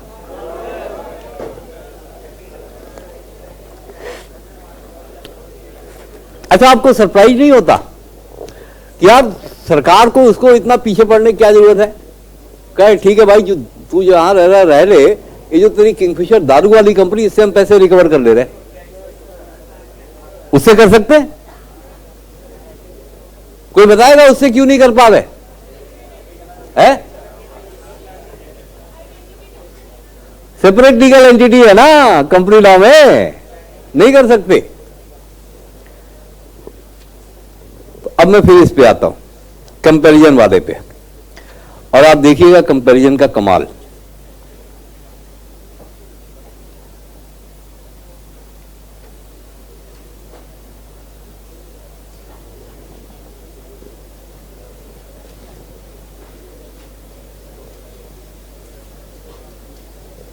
Comparison with competitors example. और ये बिल्कुल सही एग्जाम्पल दे रहा हूं, रियल लाइफ का एग्जाम्पल है। एक कंपनी थी और है जो भारत सरकार की कंपनी है, steel authority of India limited, और एक कंपनी थी और है जो टाटा ग्रुप की कंपनी है, जिसको हम कहते हैं टिस्को। दोनों कंपनियां स्टील प्रोडक्शन में इन्वॉल्व थी और हैं। मैं आपको ये बात बता रहा हूं 1999 की, देश में बीजेपी की सरकार आई थी और उसने कहा बहुत हो गया, ये सरकारी कंपनियां बहुत ऐश कर रही हैं, जो भी प्रॉफिट मेकिंग ना हो उसको बेच दो। उसको डिसइन्वेस्टमेंट प्रोग्राम कहते थे। अरुण शौरी को डिपार्टमेंट का मिनिस्टर बनाया गया। सेल की 1999 में हालत ये थी कि इसका जो 10 रुपए वाला शेयर था वो 7-8 रुपए में मिलने को तैयार था, फेस वैल्यू से भी कम। और 1999 में टिस्को की हालत ये थी कि इसका 10 रुपए वाला शेयर 140-150 में जा रहा था। तो सरकार ने कहा प्राइवेट सेक्टर इतना प्रॉफिट में जा रहा है और आप भयानक लॉस में जा रहे हो, आपकी हमें कोई जरूरत नहीं है, आप निकलो यहां से।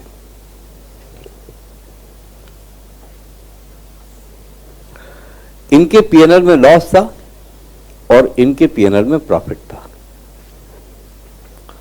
तो डिसइन्वेस्टमेंट कमेटी बनी और सेल को बेचने बेचने का फैसला लगभग हो गया था। तो उसमें वो कई कंसल्टेंट्स अपॉइंट किए जाते हैं। तो इनके कर्मचारियों ने थोड़ा शोर मचाया कि यार क्यों बेच रहे हो यार, हमको ऐसा नहीं होना चाहिए, वैसा नहीं होना चाहिए।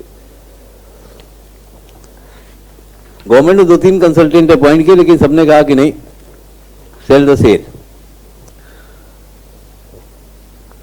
तो एक सीए साहब को बुलाया गया, फर्ग्यूसन एंड कंपनी इंडिया की टॉप 10 सीए फर्म्स में से एक है।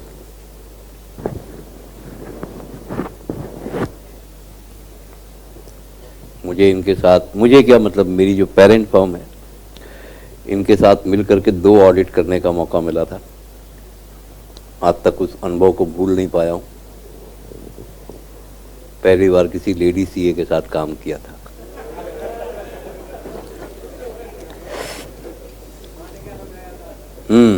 तो हुआ क्या कि इनको अपॉइंट किया गया, ये पहुंचे। इन्होंने कहा क्या कि शेयर कैपिटल दोनों कंपनियों की करीब करीब एक है। कंपैरिजन शुरू हो रहा है। फर्क यह है कि ये शेयर कैपिटल सरकार ने लगाई है और ये शेयर कैपिटल प्राइवेट इन्वेस्टमेंट है। अब ये शेयर कैपिटल बदला असेट बेस में, तो देखा कि असेट बेस भी करीब करीब सेम है। मतलब दोनों कंपनियों की साइज और नेचर ऑफ ऑपरेशन करीब करीब सेम है। फिर आए रेवेन्यू पे और प्रोडक्शन पे, तो पाया कि प्रोडक्शन भी सेम है। और जब बात आई रेवेन्यू की तो देखा कि इनका रेवेन्यू कैप्टिव है और इनका रेवेन्यू ओपन है। कैप्टिव का मतलब ये कि सेल जो भी प्रोड्यूस करती थी भारतीय रेल उसकी कैप्टिव कस्टमर थी, और भारतीय रेल सबसे बड़ा स्टील का उपभोक्ता है भारत में, कि जो भी सेल प्रोड्यूस करता था रेलवे उसको खरीद लेता था। और टिस्को को अपना माल ओपन मार्केट में बेचना पड़ता था। जाहिर है जहां कंपटीशन था, जहां उनको मेहनत करनी पड़ती थी। प्रोडक्शन करीब करीब बराबर था, रेवेन्यू भी करीब करीब बराबर हो रहा था, क्योंकि प्रोडक्शन बराबर है तो बेच तो रही है। ऐसा नहीं कि यहां पे कोई स्टॉक पाइलिंग थी। फिर ऑडिटर्स ने देखा कि यार फिर भी इसको लॉस है, इसको प्रॉफिट है, ऐसा क्यों?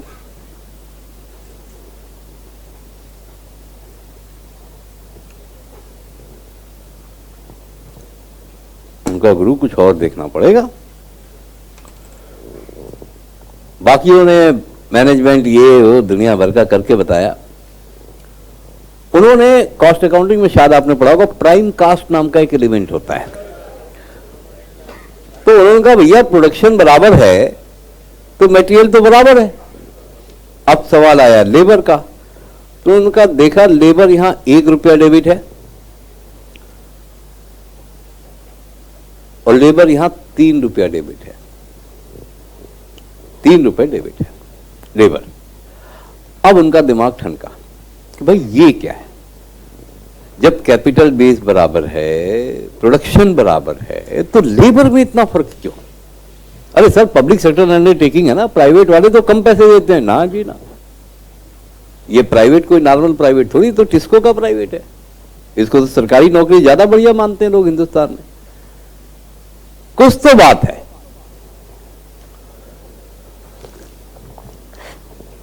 उनका पता लगाते हैं, तो पता लगाया उन्होंने, वैसे ही पता लगाया जैसे वो ऑडिटर अटेंडेंस का पता लगाने गया था।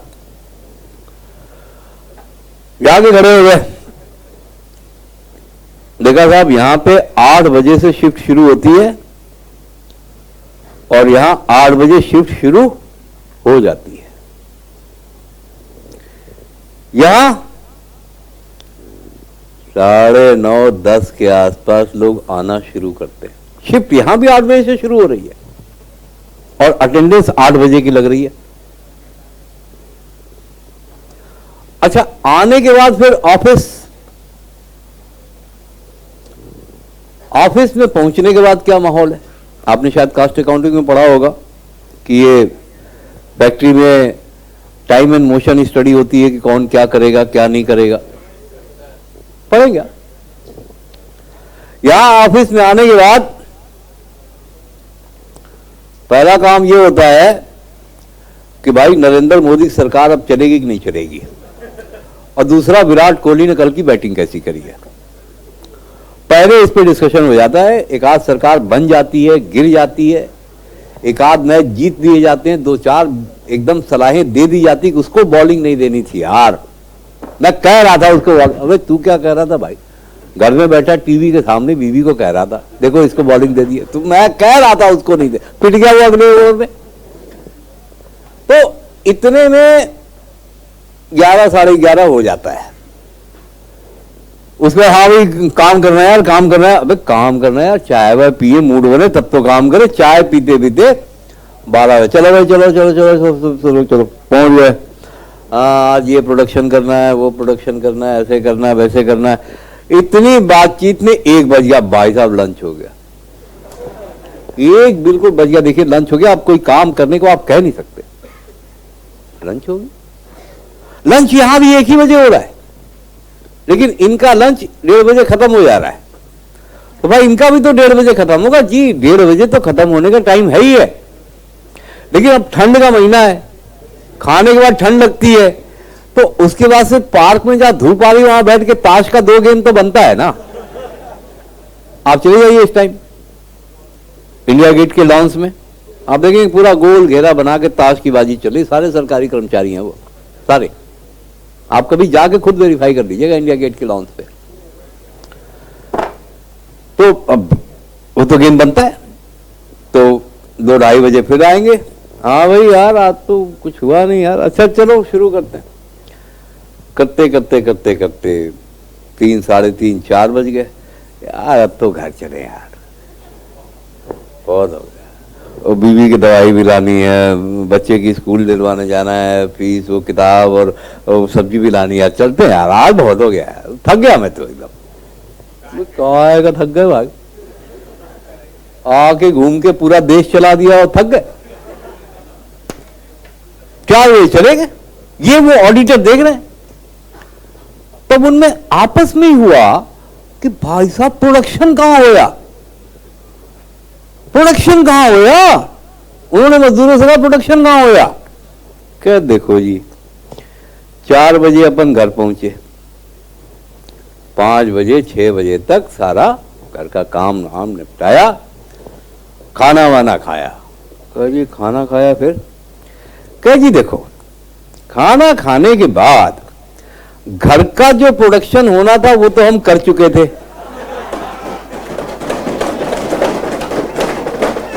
अब घर में प्रोड्यूस करने के लिए कुछ बचा नहीं था, तो हम क्या हुआ, हम दोबारा दफ्तर आ गए। अच्छा दोबारा आ गए जी, घर में करते क्या, तो दोबारा यहां आ गए। और जब दोबारा आ गए तो हमने काम जम के किया भाई साहब। और देखिए अब एक्स्ट्रा काम करेंगे तो कुछ लेना बनता है ना, तो ओवर टाइम का रूल है कि नॉर्मल वेजेस का डबल ही मिलेगा। और देखिए मैं कोई कहानी बिल्कुल नहीं सुना रहा, एकदम सच्ची घटना है ये। आप किसी भी पब्लिक सेक्टर की ऑडिट पे कल को जाएंगे, आप देखेंगे कि 20 पब्लिक सेक्टर अंडरटेकिंग्स ऐसी हैं जहां कर्मचारियों के रहने की एक जगह ऐसी है जिसको वो ओटीसी कहते हैं, ओवर टाइम कॉलोनी। लोगों ने ओवर टाइम कर करके वहां जमीन खरीद के घर बना लिया जी, उसको ओटी कॉलोनी बोलते हैं वो। मैंने पहली पब्लिक सेक्टर अंडरटेकिंग मेरी थी इंडियन टेलीफोन इंडस्ट्री आईटीआई, तो उसके 4 फैक्ट्रियों की ऑडिट की। तो पहली फैक्ट्री उनकी आईटीआई मनकापुर में लगी हुई थी, वहां गया तो मैंने कहा हाँ भाई फला एम्प्लॉइज को बुलाइए, 2-3 दिन बाद फला को बुलाइए, इससे बात कर। सर वो तो घर पे होंगे, तो घर कहाँ है, चलिए घर पे ही चल देते हैं। तो सर वो ओटी कॉलोनी चलना पड़ेगा। मैंने कहा चलिए ओटी कॉलोनी चलते हैं। तो मैंने सोचा ओटी कॉलोनी नाम है तो नाम है, अब बड़े बड़े नाम होते हैं ना, दिल्ली में ही है नाम, धौला कुआं, साला कुआं कहीं है नहीं वहां।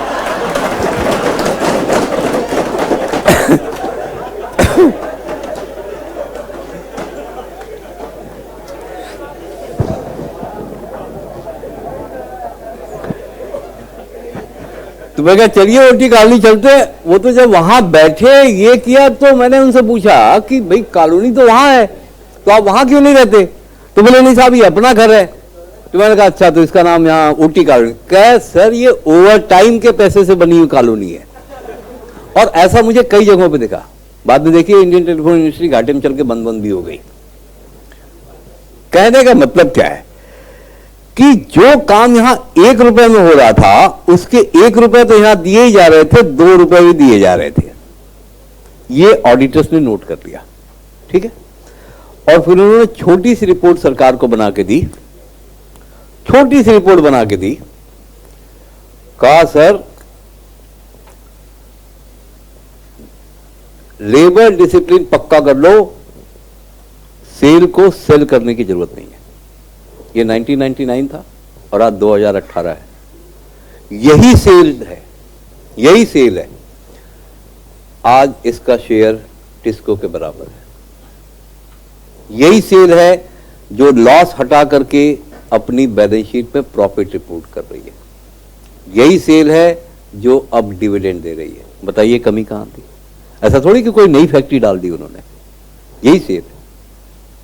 मैं भिलाई गया अपने पॉलिटिकल काम से, वहां मैंने देखा क्या मतलब मजेदारी थी। लोग कहते थे साहब आज से 5 साल 10 साल पहले बड़ा अच्छा टाइम था, बाद में तो सब खराब हो गया। खराब क्या हो गया? अब उनको डिसिप्लिन कर दिया गया तो खराब हो गया। रहने के लिए सरकार घर दे रही है, तनख्वाह दे रही है, चलने के लिए गाड़ी दे रही है, फिर भी काम करने में मुश्किल आती है। वही सेल अब प्रॉफिट में है। तो देखिए किसी ने जाके वहां मशीन नहीं बदली, सिर्फ क्या किया, कंपटीटर्स के साथ कंपैरिजन कर लिया कि उसके यहां क्या हो रहा है और तुम्हारे यहां क्या हो रहा है। तो ये बहुत बड़ी टेक्निक है। जो आप एक ऑडिट कर लेते तो आपको उस तरह की 20 ऑडिट करने की प्रक्रिया अपने आप आ जाती है। ये आपने नॉलेज इकट्ठा कर दिया। अब इसका जो आखिरी पॉइंट होगा क्या होगा? ऑडिट, सॉरी डॉक्यूमेंटेशन, ऑडिट नहीं documentation.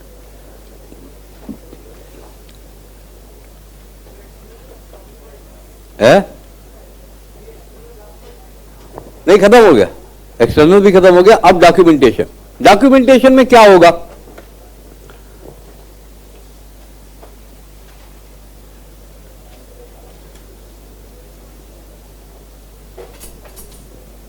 The auditor should document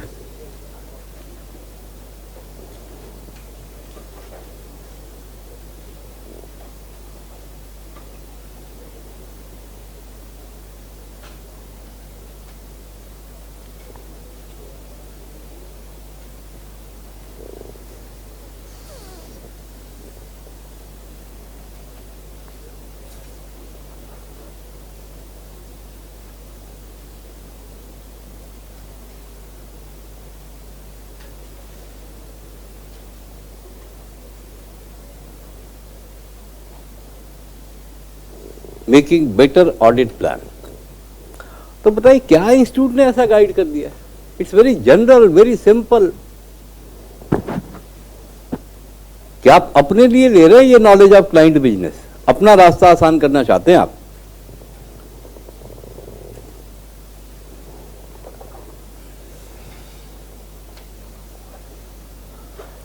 right?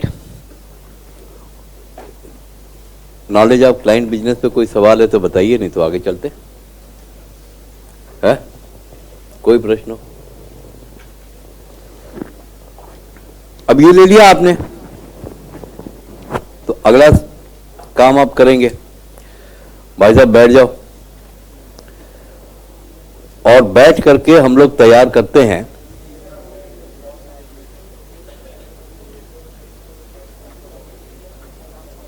Terms of engagement. देखिए, एसए का नंबर मुझे याद नहीं है और एसए का नाम भी याद नहीं है। अब इसका क्या सलूशन है? इसका एक ही सलूशन है, आप निकालेंगे किताब, कवर पलटेंगे, एक पेज और पलटेंगे, फिर सारे एसेस का नाम और नंबर दिया हुआ, मुझे बताइए इसका नंबर क्या है, इसका नाम क्या है। ऐसे ही आपको याद रहेगा, यस एसए 210। आपको कोई याद करने की जरूरत नहीं, कोई इसको रटने की जरूरत नहीं है। आप बस इस तरह से पलट के स्ट्राइक करते रहिए, वो अपने आप सीरीज आपके दिमाग में आ जाएगी। ठीक है? अच्छा, तो ये भी एक ऐसे है। इसका पर्पज क्या है? इसके पर्पज को समझना। लंबा ऐसे है, ये इंडिपेंडेंट है, क्योंकि नॉलेज ऑफ क्लाइंट बिजनेस तो एक पार्ट था।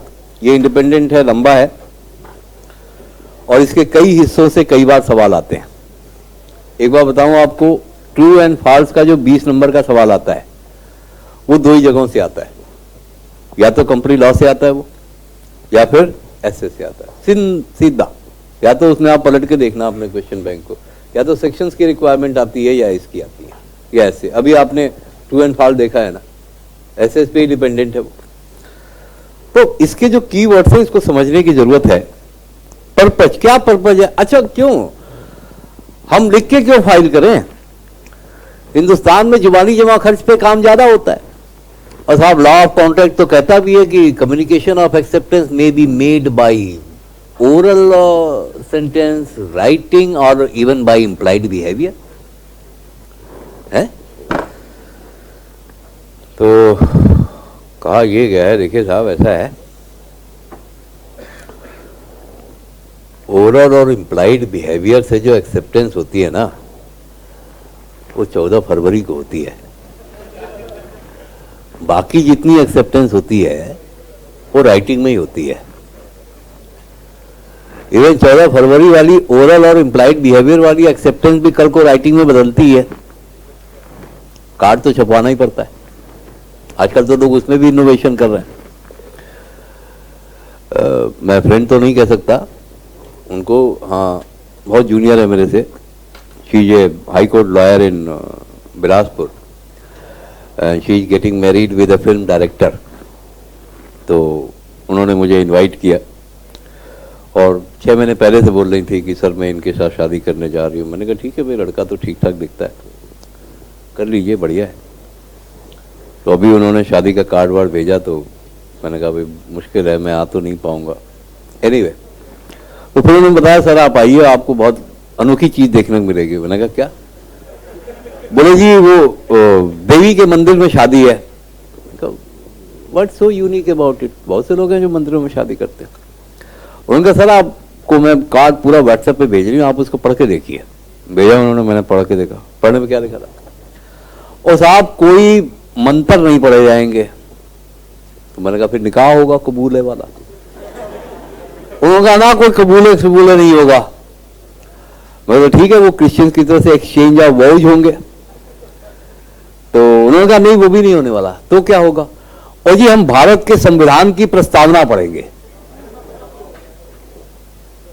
मैंने कहा मतलब we the people of India do hereby solemnly affirm that India shall be a democratic, socialist and this that republic। उन्होंने कहा हाँ हम यही पढ़ेंगे। मैंने कहा अच्छा, तो ये पढ़ के क्या होगा, उन्होंने कहा सर हमारी शादी ऐसे ही होगी, भारत के संविधान की प्रस्तावना पढ़ के हमारा विवाह होगा। मैंने कहा उसी संविधान में तलाक का प्रावधान भी है। कमाल कर दिया यार। जो बात मैंने उनको भी नहीं बताई, शीज लॉयर ऑफ हाई कोर्ट, जो बात मैंने उनको नहीं बताई वो ये कि मैडम ऐसे तो आपकी शादी नहीं हुई, अगर ऐसे किया आपने तो आपकी तो शादी नहीं हुई। सुनिए जरा, लॉ ऑफ कॉन्ट्रैक्ट का एक एग्जांपल देता हूं आपको, दिमाग खोल के रखिएगा।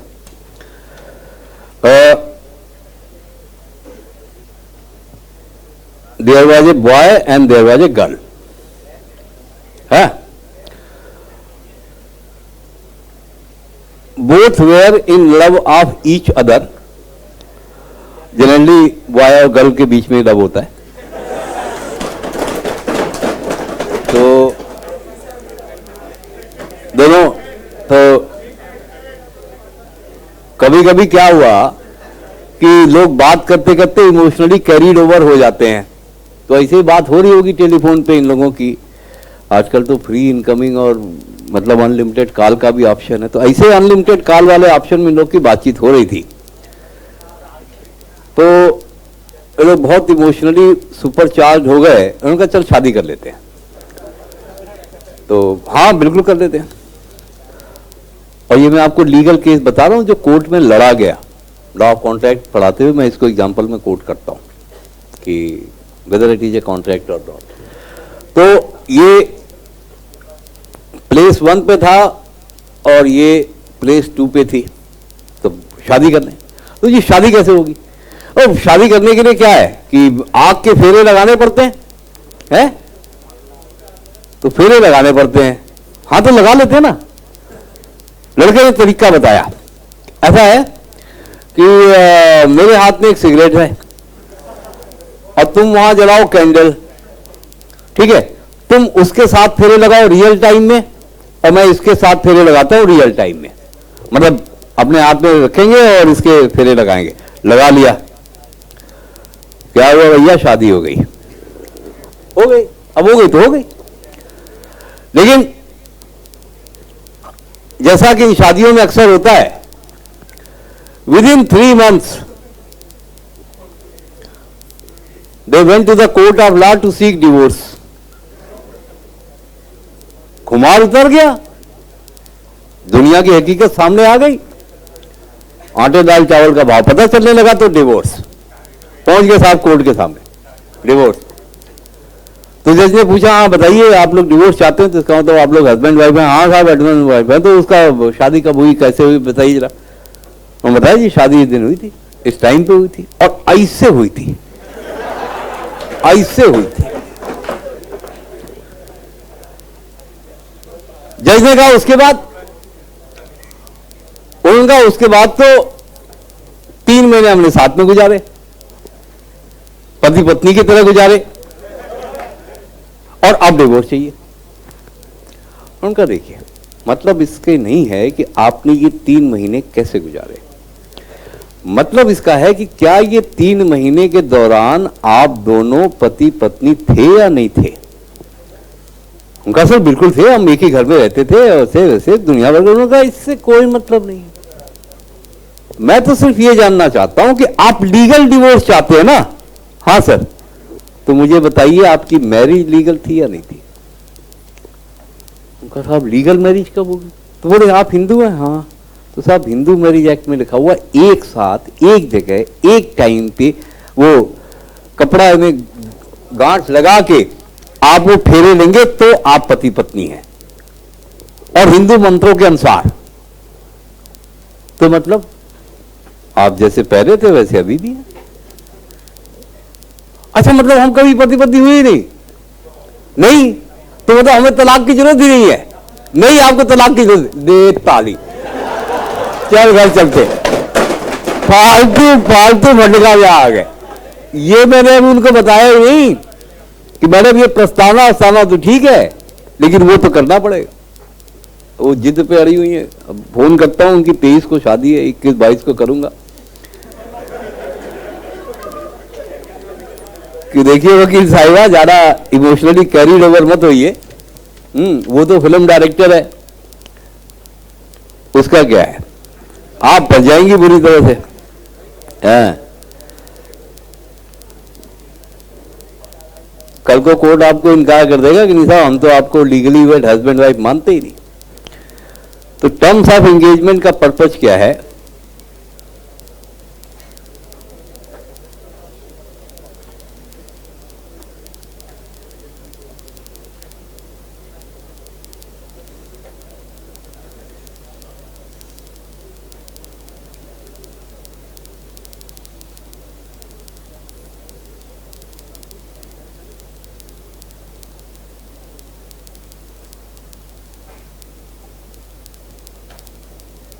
इन audit and non audit assignment,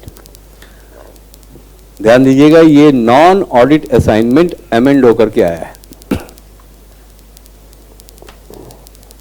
पहले नहीं था।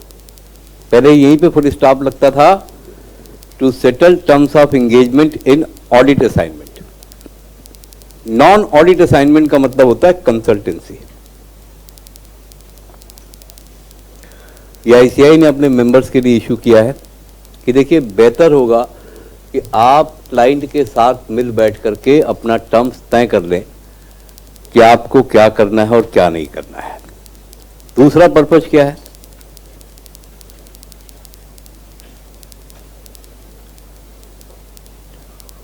To reduce scope of confusion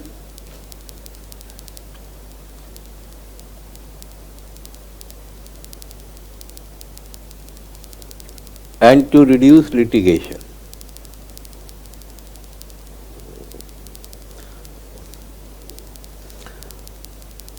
confusion किसके लिए? कि मुझे क्या करना है, क्या नहीं करना है, आप मुझसे क्या उम्मीद करते हैं, क्या नहीं करते हैं। और एक तीसरा अमेंडमेंट आया यहां पे, to C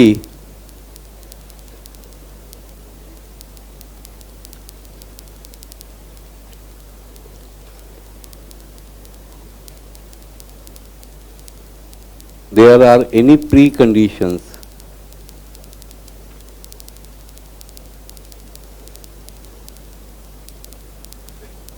attached to the assignment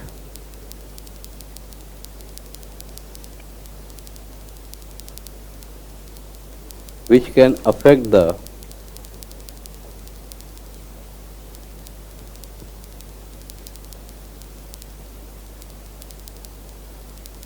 independence of the auditor.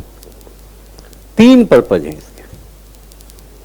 देखिए आपको सीधे सीधे क्या बताया गया, देखो भैया पहले जाने से पहले सुन लेना, समझ लेना, सब नहीं बाद में बेकार पछताओगे, फीस रुक जाएगी, लड़ाई झगड़ा करोगे आपस में, क्या फायदा। पढ़े लिखे आदमी और पहले लिख के तय कर लो, ये तो बताया। और क्या बताया? तुमको क्या करना है, उनको क्या करना है। ठीक बताया कि नहीं बताया? बताइए, ठीक बताया, बिल्कुल बताया। अब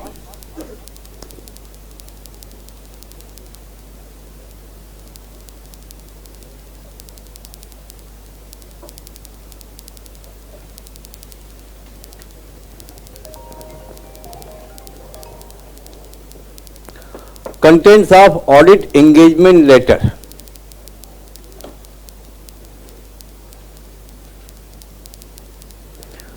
contents of audit engagement letter. क्या होता है audit engagement letter? First of all, who prepares it?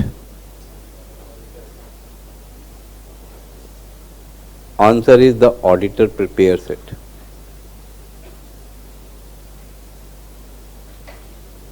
And sends it to management. तो पहला कंफ्यूजन तो यही दूर हो जाना चाहिए कि audit engagement letter client prepare करके आपको देता है। ऑडिट एंगेजमेंट लेटर आप प्रिपेयर करते हैं, तो वो आपको क्या देता है? Letter of appointment. ये चिट्ठी आप ही तैयार करते हैं। तो कैसे तैयार करेंगे चिट्ठी? आपकी किताब में पीछे शायद मैंने कुछ दिया हुआ है।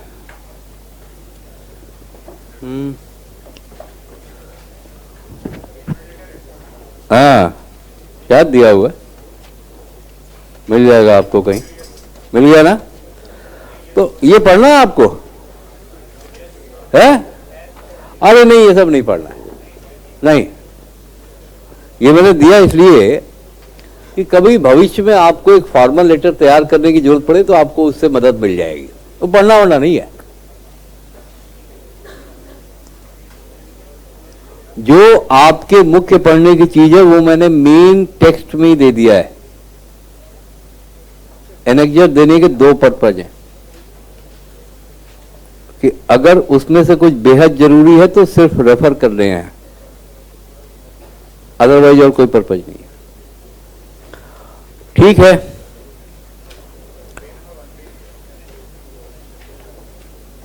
तो कंटेंट्स ऑफ लेटर। आप बताइए, आप चिट्ठी कैसे लिखेंगे?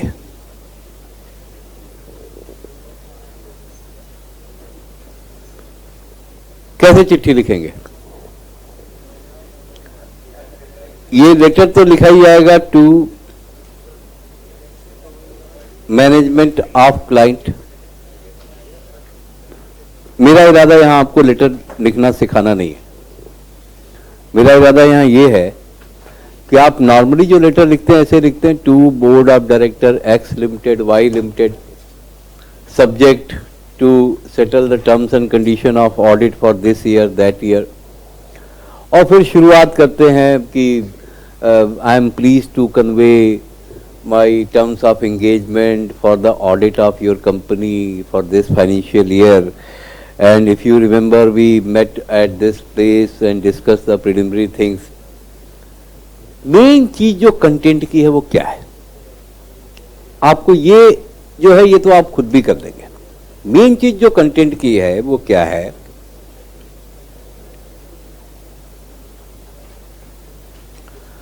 स्पेसिफिकेशंस ऑफ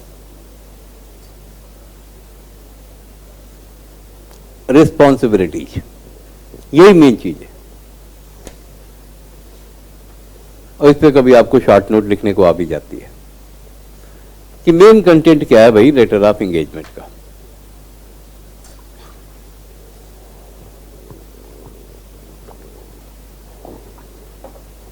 आप उनको क्लियर कट टर्म्स में क्या बताने वाले हैं? सर, आपका ऑफर तो मैं स्वीकार कर लूंगा, दो पार्ट में है।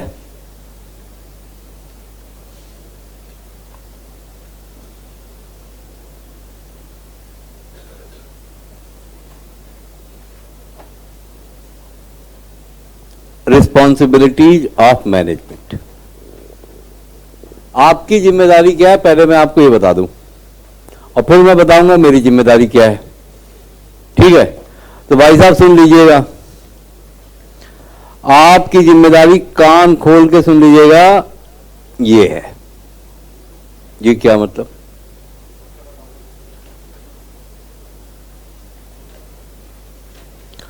बुक्स ऑफ अकाउंट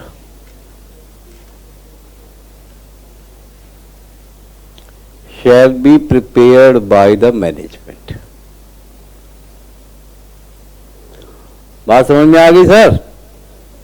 मुझसे ये मत कहिएगा जब मैं पहुंचूंगा, करे सर सीए तो आप हैं, ये रहे वाउचर, आप कैशबुक बना लो और उसकी ऑडिट कर लो। वो भी कर दूंगा, लेकिन उसकी फीस आपको एक दूसरे फर्म को देनी पड़ेगी। तो एज एन ऑडिटर मैं ये अपनी रिस्पॉन्सिबिलिटी लिख रहा हूं कि बुक्स आप बना के देंगे, बनवा के देंगे, कहीं से भी करेंगे, आपकी जिम्मेदारी। आप जानते हैं आजकल इंफॉर्मेशन टेक्नोलॉजी का जमाना है, कई कंपनियां अपने यहां अकाउंट डिपार्टमेंट नहीं रख रही हैं। एक बीपीओ नाम का कुछ होता है, बीपीओ हाउस, उनके यहां 4 लोगों के अकाउंट लिखे जाते हैं। धंधा आपका यहां चल रहा है, अकाउंट कहीं और चल रहा है। टेक्नोलॉजी ने दूरियों को बिल्कुल खत्म कर दिया है। आप वास्तव में क्या कहना चाहते हैं? प्रिपेयर्ड बाय, आप ये नहीं कह रहे हैं कि आप बनाएंगे, आप ये कह रहे हैं जब मैं आऊंगा तो आप मुझे बनी हुई देंगे। अब आप बनाइए या कहीं और से बनवाइए, ये आपकी जिम्मेदारी, मैं नहीं बनाऊंगा। देखिए शुरू में ही आप क्यों कह रहे हैं ये पॉइंट ऑफ इंडिपेंडेंस, कि किसी को भी ये नहीं लगना चाहिए कि कहीं ऑडिटर ने खुद ही बुक बना करके खुद ही तो ऑडिट नहीं कर डाली, तो कहेगा देखो भाई साहब पहला ही पॉइंट मैंने लिख दिया था, बुक्स वो बनाएंगे, ऑडिट मैं करूंगा।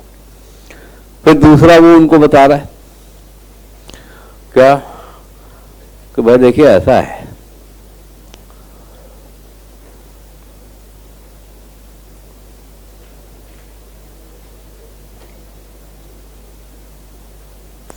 Management shell follow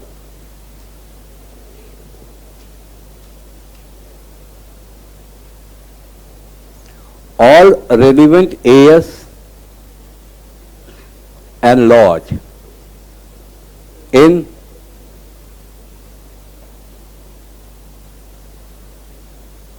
process of accounting। ये भी आपकी जिम्मेदारी है। ये नहीं होगा इस टाइम क्लास में एंट्री क्या मतलब है? Entry at this hour, what do you mean? Yes, entry at this our.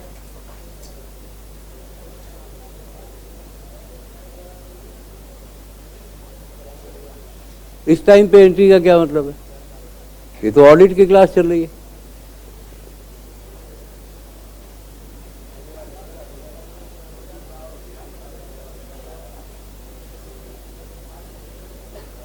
Audit की क्लास में तो घुसने का समय नहीं हो सकता।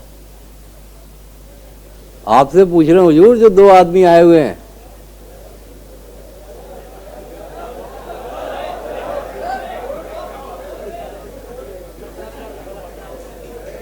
भरत बाहर करो इनको। This is a class, you can't make it as a railway platform where you can walk in at any hour. Management shall follow all relevant AS and laws in process of accounting। सारे कानून आपको follow करने पड़ेंगे। ये मत कहिएगा कि sir वो स्टॉक वैल्यूएशन गलत हो गया, प्लीज आप कर दीजिए। कर तो मैं दूंगा, लेकिन वो नॉन ऑडिट असाइनमेंट है, और अगर मैंने ऑडिट की फीस में उसको कर दिया तो मेरी इंडिपेंडेंस पे सवाल खड़ा हो जाएगा। इसलिए मैं नहीं करूंगा सर, आप करेंगे। ठीक है हुजूर, और बताइए हमारी क्या जिम्मेदारी है? तब उसने बताया देखिए ऐसा है कि आप सब कुछ तो करेंगे,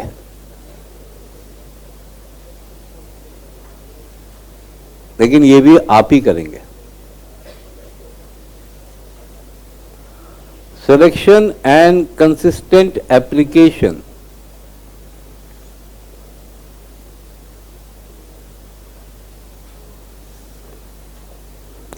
ऑफ अकाउंटिंग पॉलिसीज, ये भी आपकी जिम्मेदारी है। देखिए आप हर चीज आपस में कोरिलेटेड है।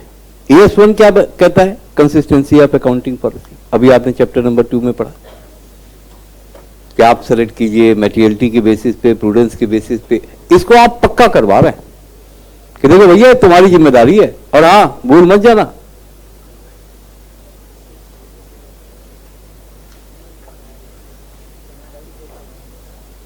to ensure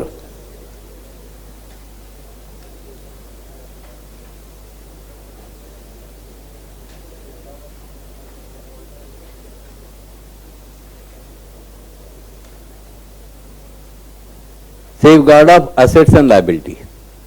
आपको बताया था कि असेट के सेफगार्ड का क्या मतलब है और लायबिलिटी के सेफगार्ड का क्या मतलब है। इंतजाम आप करके रखेंगे कि लायबिलिटी कैसे डिस्चार्ज हो रही है। मैं तो सिर्फ आके बैलेंस शीट में लायबिलिटी का असेसमेंट कर लूंगा और ये बता दूंगा कि हाँ ये लीगल लायबिलिटी है या नहीं है। अब कोई यूजर कल को कहे कि सर आपने रिकॉग्नाइज किया था कि ये लायबिलिटी है तो ऐसा करिए, वो तो पे नहीं कर रहा, आप करो। भाई मैं क्यों करूंगा? मैनेजमेंट की जिम्मेदारी मेरी नहीं है।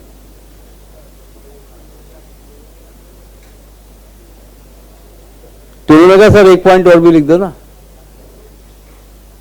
बोले क्या? बोले ARS भी लिख दो।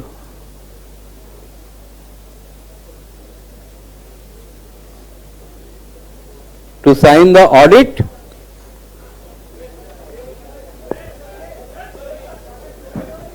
नहीं, ये दो लोग मेरे से इजाजत ले चुके हैं ऑलरेडी। इनकी एक दूसरी क्लास होती है यहां पे।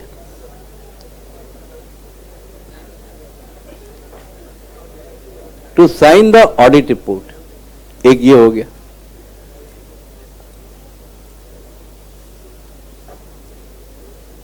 ठीक है। अब ये पॉइंट तो पक्का गलत हो गया,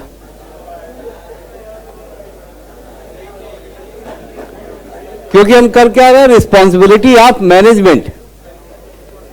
ऑडिट रिपोर्ट साइन करने की जिम्मेदारी मैनेजमेंट की थोड़ी है।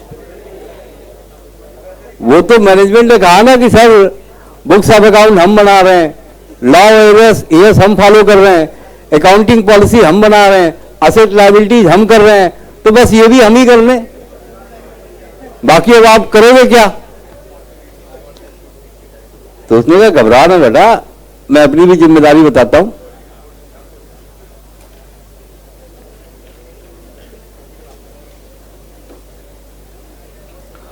रिस्पॉन्सिबिलिटी ऑफ ऑडिटर, ध्यान दीजिएगा, जो हम पहले पढ़ चुके हैं उसका क्लियर कट एप्लीकेशन है यहां पे। क्या एप्लीकेशन है भाई? देखिए ऐसा है कि मैं जब आऊंगा ना, तो ध्यान दीजिएगा, मैं जब आऊंगा तो पहले बता दे रहा हूं, मैं जब भी आऊंगा तो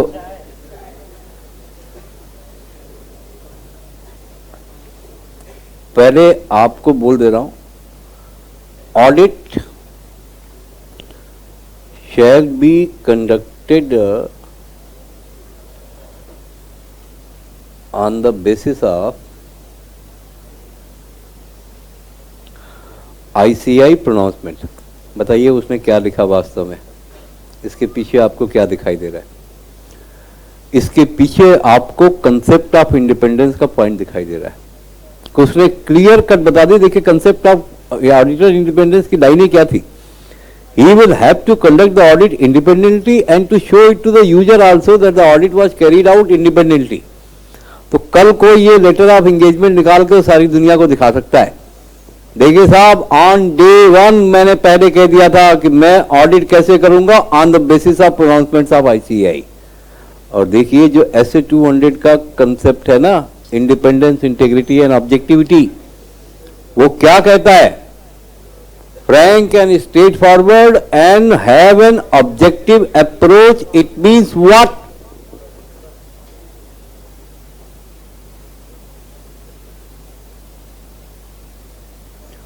Auditor shall himself decide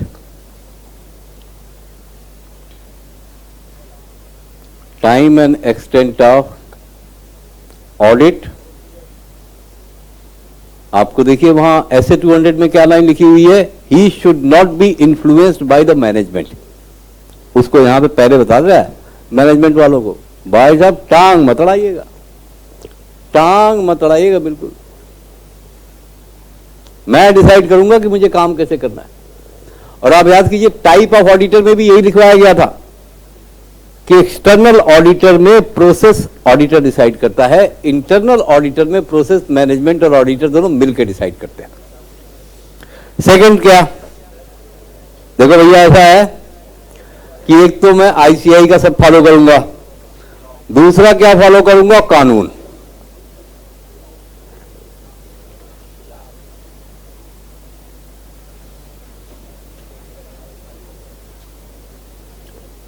Auditor shall see the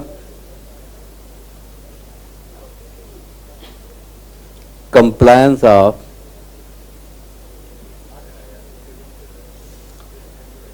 various laws on the entity, any violation shall be reported.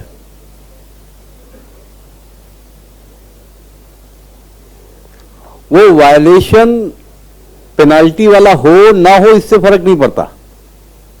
आपने इसीलिए तो सारे कानून खरीदवा के मंगवाए अपने आर्टिकल से कि मैं जरा पढ़ लूं कौन कौन से कानून अप्लाई हो रहे हैं। कोई भी वायलेशन होगा तो आप रिपोर्ट करेंगे। ये आपने मैनेजमेंट को पक्का बता दिया। आप देखिए पहले दोनों पॉइंट वही हैं जो आपको कंसेप्ट ऑफ ऑडिटर इंडिपेंडेंस में पढ़ाए गए थे, अगर आप याद करें तो। ठीक है, अब भाई लोग एक बात और सुन लो। पहले तो मैं लॉ फॉलो करूंगा, प्रोनाउंसमेंट्स ऑफ आईसीएआई फॉलो करूंगा, फिर जो है मैं जो तीसरी चीज करूंगा जो मेरी जिम्मेदारी है वो है to cover all aspects of audit.